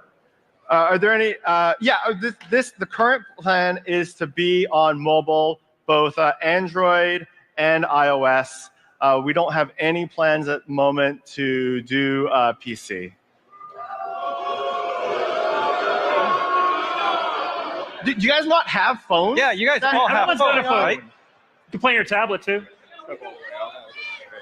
Yes, it's also on the Switch. You're right. Hello. Like, are you serious right now? Dude, you've got a room full of diehard fans. Don't whip your dick out and slap them in the face. Do you not have phones? In this, is there any plans to make this playable on PC, or is this strictly mobile forever? Are there any? The current plan is to be on mobile, both Android That wasn't the question. and iOS. Yeah, no. We don't have any plans at the moment to do PC. Do you guys not have phones? Yeah, you guys all have Everyone's got a phones, phone. right? Yeah, since that, I have not really indulged any Blizzard games because of that. Like, that's just such a slap in the face to the fans. Sam, I know the face you're talking about. Yep. They look like The they're meme. screaming liberal. Oh, my feelings! Ah! Yep.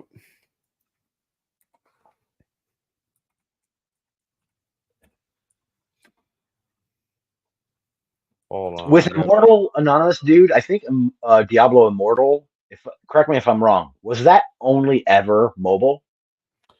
It was mobile and then eventually was put on PC. Okay, so they learned a lesson there. At least they learned a lesson, which was, hey, we don't No, just want this not on really, mobile. because Diablo Immortal was full of microtransactions. Oh, so they didn't learn a lesson. Okay. No. No, you're talking about this right here. Yep. President of the United States. That's the scream face. Wait, that's a woman? That's a woman. Oh my god, for years I thought that was just some soy dude. They probably, had pronouns would be a soy dude, but that's definitely a woman. Holy Jesus. Yep. I mean, wow. But yeah, Diablo Immortal had so many microtransactions, like it was like randomized loot, but like you had to like pay money for like decent loot. It was like some like multiplier type shit. Pay to play. Yeah. I fucking hate that. It was like Pay to play. basically pay to win. Yeah, the pay to win, pay to play thing. I'll tell you one big reason why that's always bothered me. There have been games. Oh my god! Since like the dawn Somebody spent of 40K in Diablo Immortal. Oh Jesus! I remember reading about that. Hold on a minute. Yeah.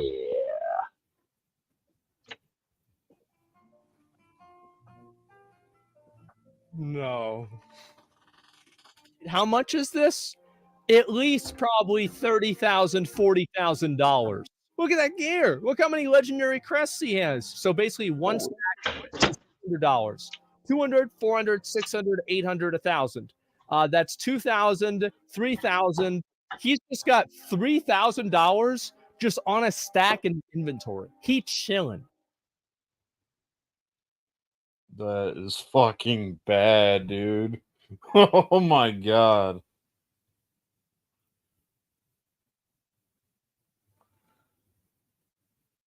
Yeah, literally a drop in the bucket. I mean, now it essentially would be worthless considering Diablo 4's out.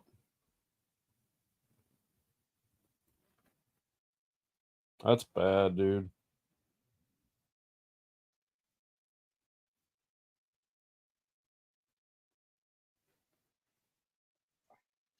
I understand that some people are willing to drop a lot of money on their games, especially if it's a longtime favorite. Something like, EverQuest was a bad one back in the day. World of Warcraft. You had people who were, oh, I know.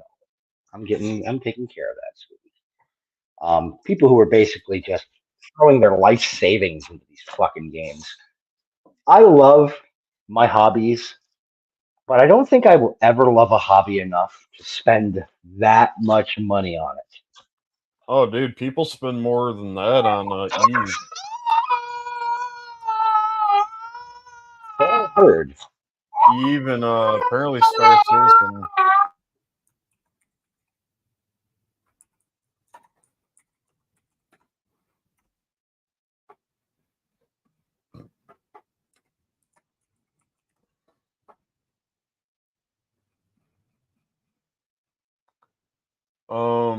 What was it? There was something about the ships being super expensive in Star Citizen.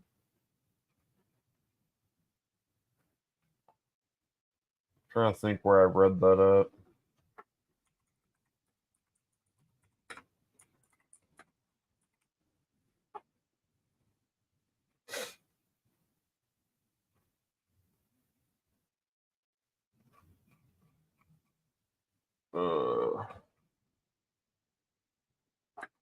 I think it was Landmark that showed that off.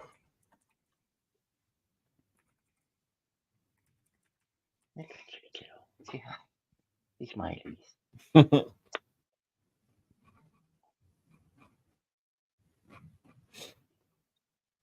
Yeah, I mean that's true, dude. Some people do spend inordinate amounts.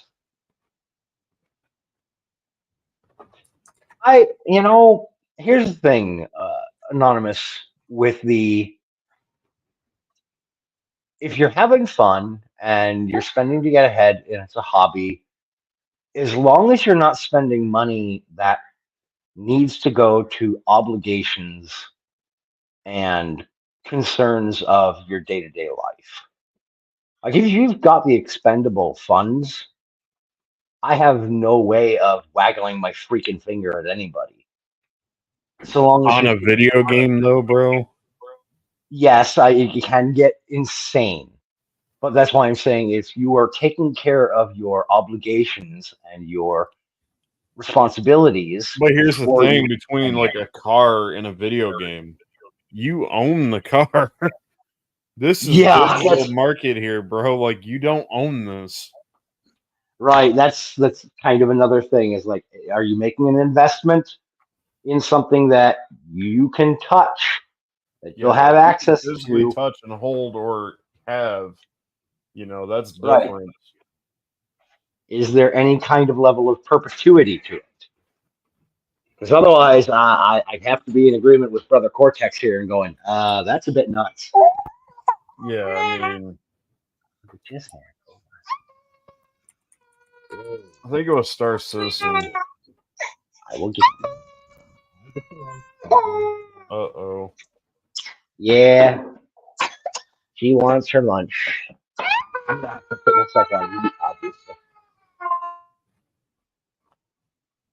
Can't find the video, but it was either Star Citizen. I know Eve has like ridiculous prices for like ships and stuff, but I can't find it.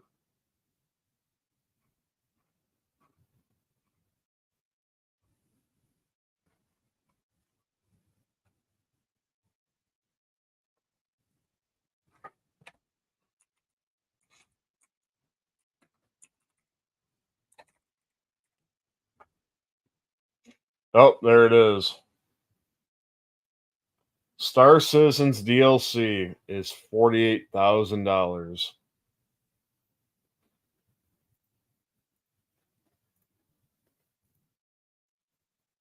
Asmongold was covering this.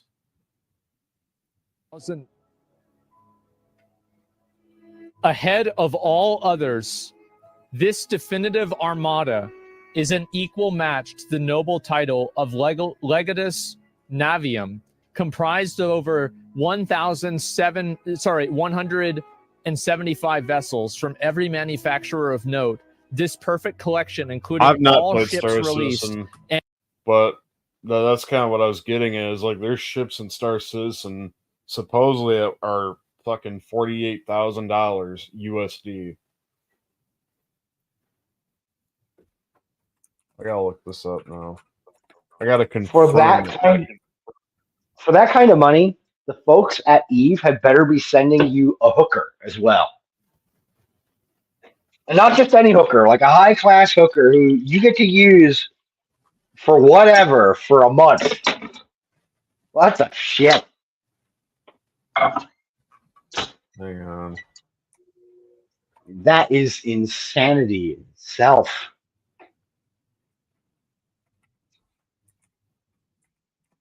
A 48K bundle. Now here's the thing. AD, I'm not trying to again, I'm not trying to Star Citizen introducing a 48,000 ship bundle, but only for players who have already spent 10,000. The fuck? Holy God. That's only for people that spent 10,000? Oh my God, bro. So your reward for being a fool easily parted from your money is to be parted with even more of your money. God, dude. Oh, that's bad.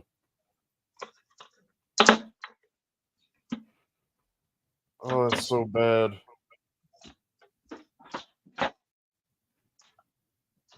I don't even know where to begin with that. It says if you spent 1,000, you still cannot see this package, as you can only see up to $15,000 package.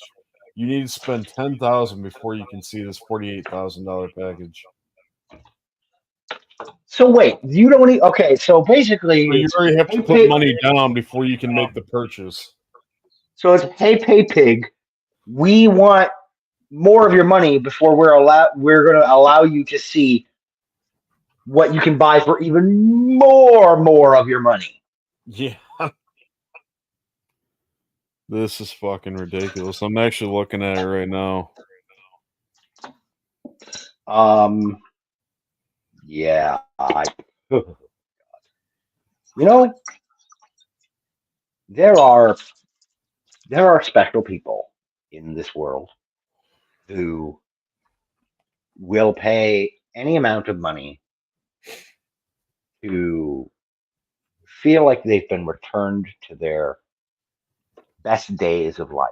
They'll pay any amount of money necessary to return to a sense of their halcyon days, and they'll spend tens of thousands of dollars on plastic surgery, on expensive trips, on jewelry, on expensive cars or trips or exotic vehicles and vacations to seldom explored parts of the world.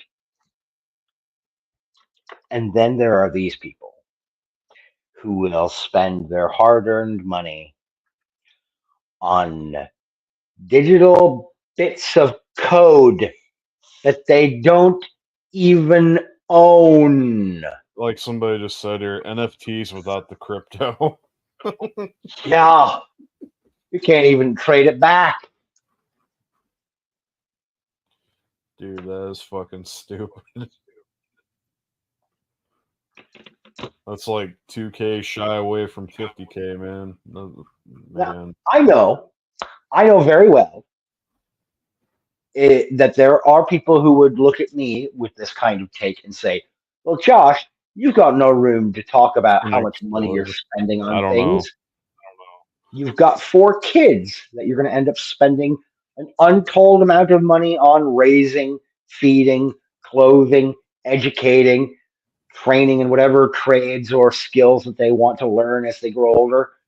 Sure, fine, but these are human beings who I love. And I will spend that money if I've got it available. And if I don't have it available, I'll find a way to make the money." Because, yeah, bro, that much money is fucking ridiculous, man. for a game, For a ship. yeah, is not even the game. A ship, a singular asset to use within the confines of that game.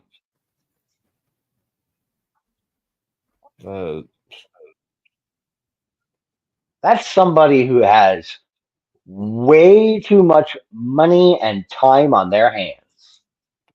That alone, like I don't know, because Anonymous dude asked if I played Star Citizen. I think that alone would like make me not want to play the game. Yeah, no shit. Like, wait a minute, you want to hose people for how much? And what are you giving them in exchange? Oh, you're a con man. Bye. That's so No bad, fucking way. dude. I got way better shit I could spend my money on. Yeah, I know, honey.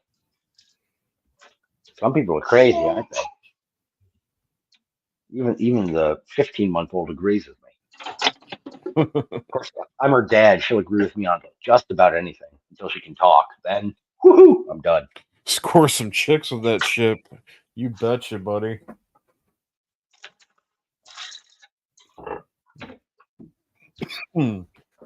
Take him for a ride in the next nebula.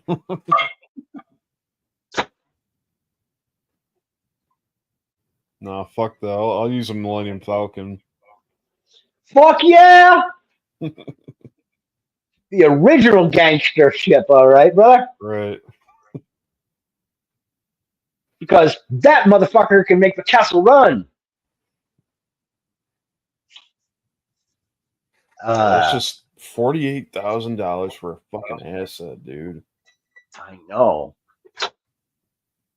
And I realize that we're harping on this. We're focusing on this pretty hard. We are, but it's just how can you not? Can you blame us? Yeah, that's really hard to wrap your head around.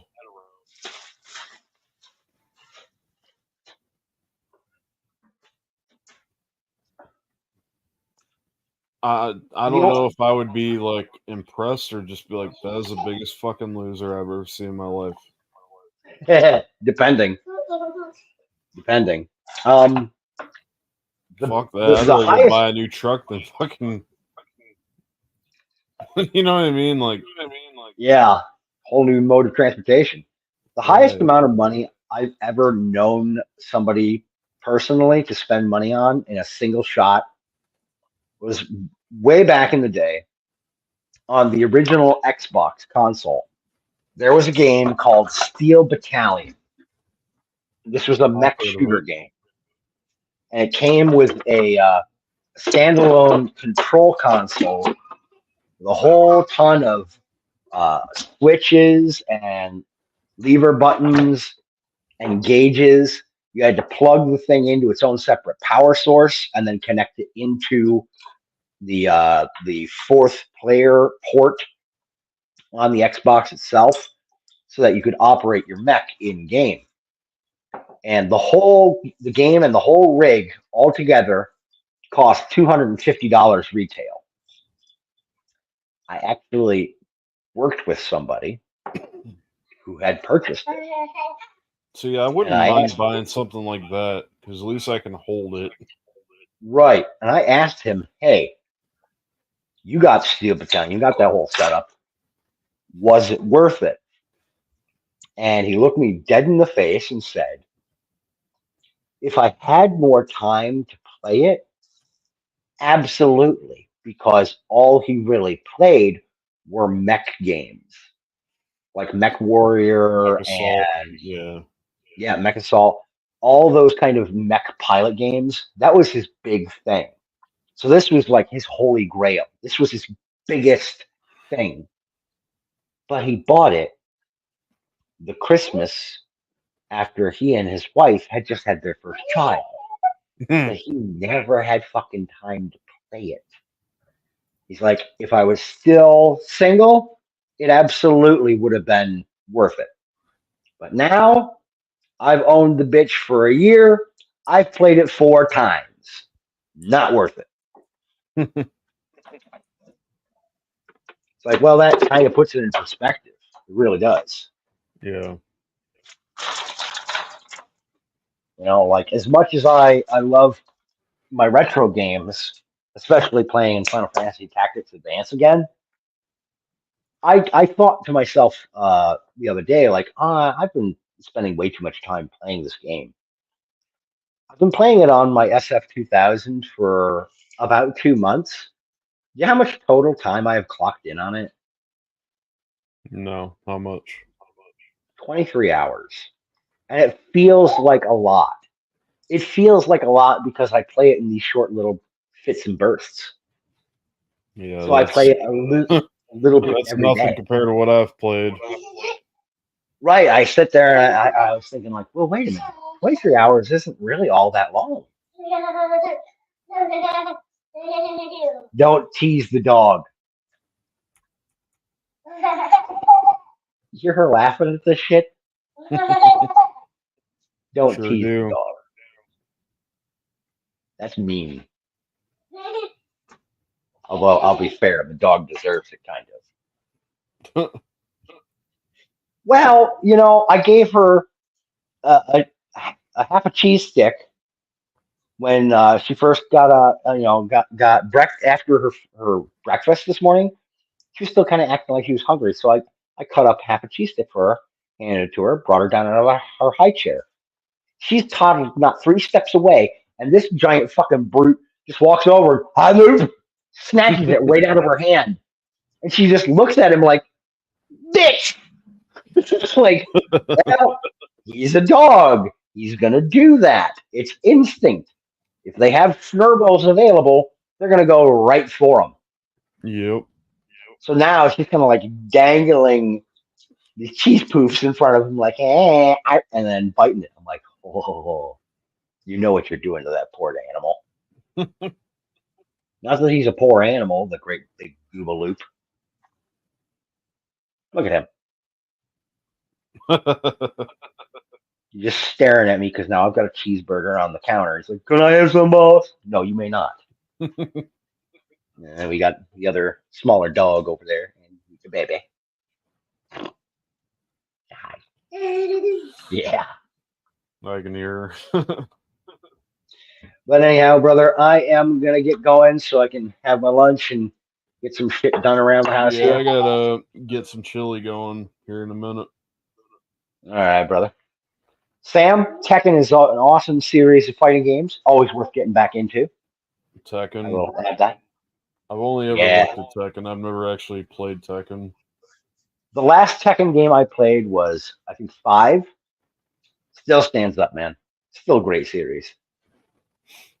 Yeah, right now I'm fiddling with my emulator, RPCS3, the PlayStation 3 emulator. Since I got Army of 2 put on here. Nice. I managed to find a copy. I couldn't find one. Wait. So now I'm just kind of fiddling with the game to see what works and what doesn't. Wait. Well, that will do it for us for today, ladies and gentlemen. We'd like to thank you for joining us for this out of place and unusual Thursday Culling of the Nerd. We will be back tomorrow morning. We'll be back at roughly the same bat time, same bat channel.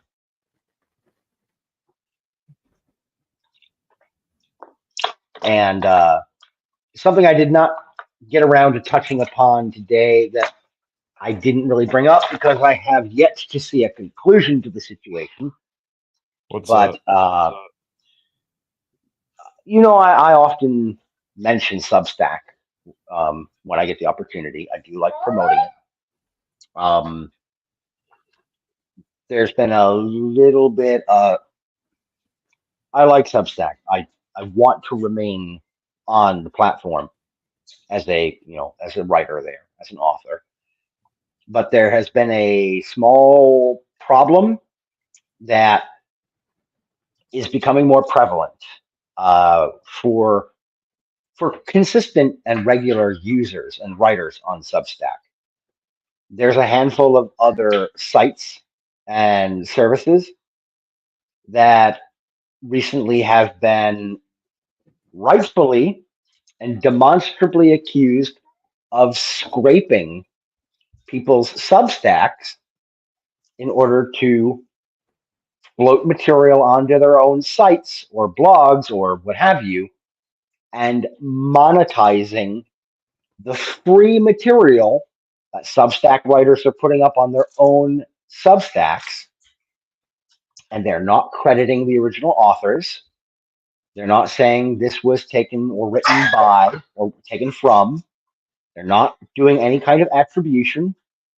And there's right now around 30 or 40 different mid to large sized Substack authors who they have wanted to remain free writers without putting any material behind a paywall. But now they are considering putting some of their material behind a paywall in order to stop these scraper sites from stealing their material and not giving proper attribution. I had heard about this happening about a week ago. I got curious. I went looking. I have 2 of my stories that I had put up for free on my Substack account have been scraped and put up on a piece of shit horror anthology short story site without naming me as the author, without giving my Substack any link or credit.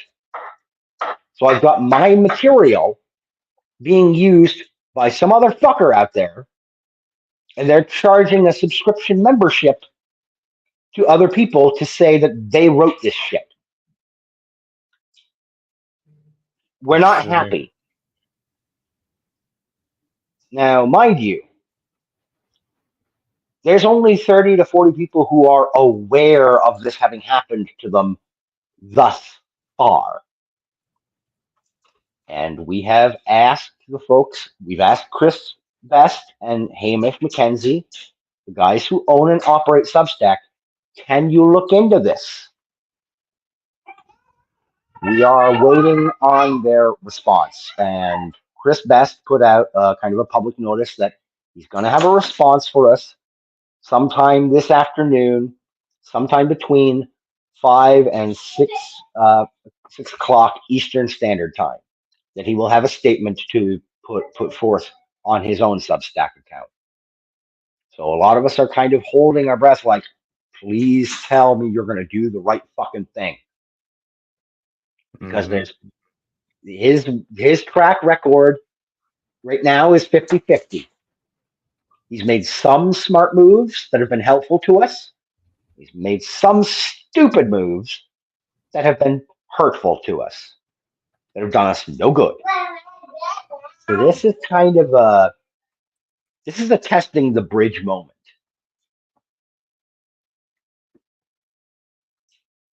And I'm really not sure if he's going to do the right thing.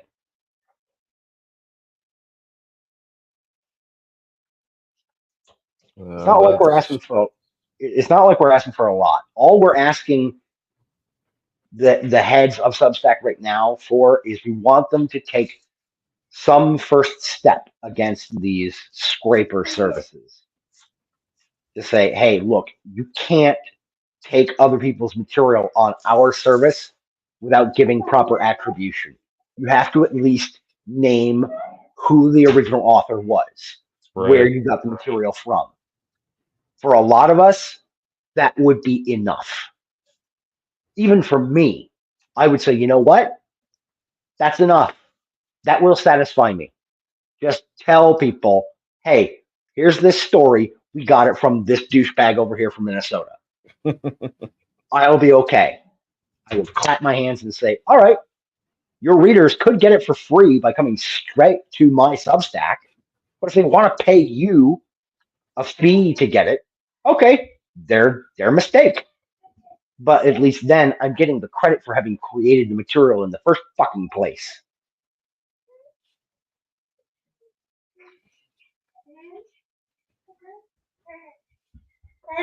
Yep. What are you doing to that Sorry, dog? I'm just getting Army of Two to work. I've had some progress. Whoops. Yeah, you're not gonna hold him down. He's a big dog.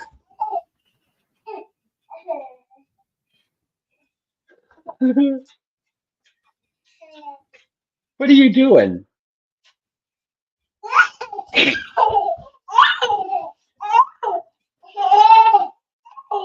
I don't think you like that, honey. She keeps like crawling under Gunner and reaching up and grabbing his tail. And he keeps moving around like, what the hell? Knock it off. That could turn bad quickly, though. I should get going. Alrighty, folks. Thanks for popping in again. Yep, we're out of here, buddy. Take it easy, and we'll see y'all tomorrow. Cheers.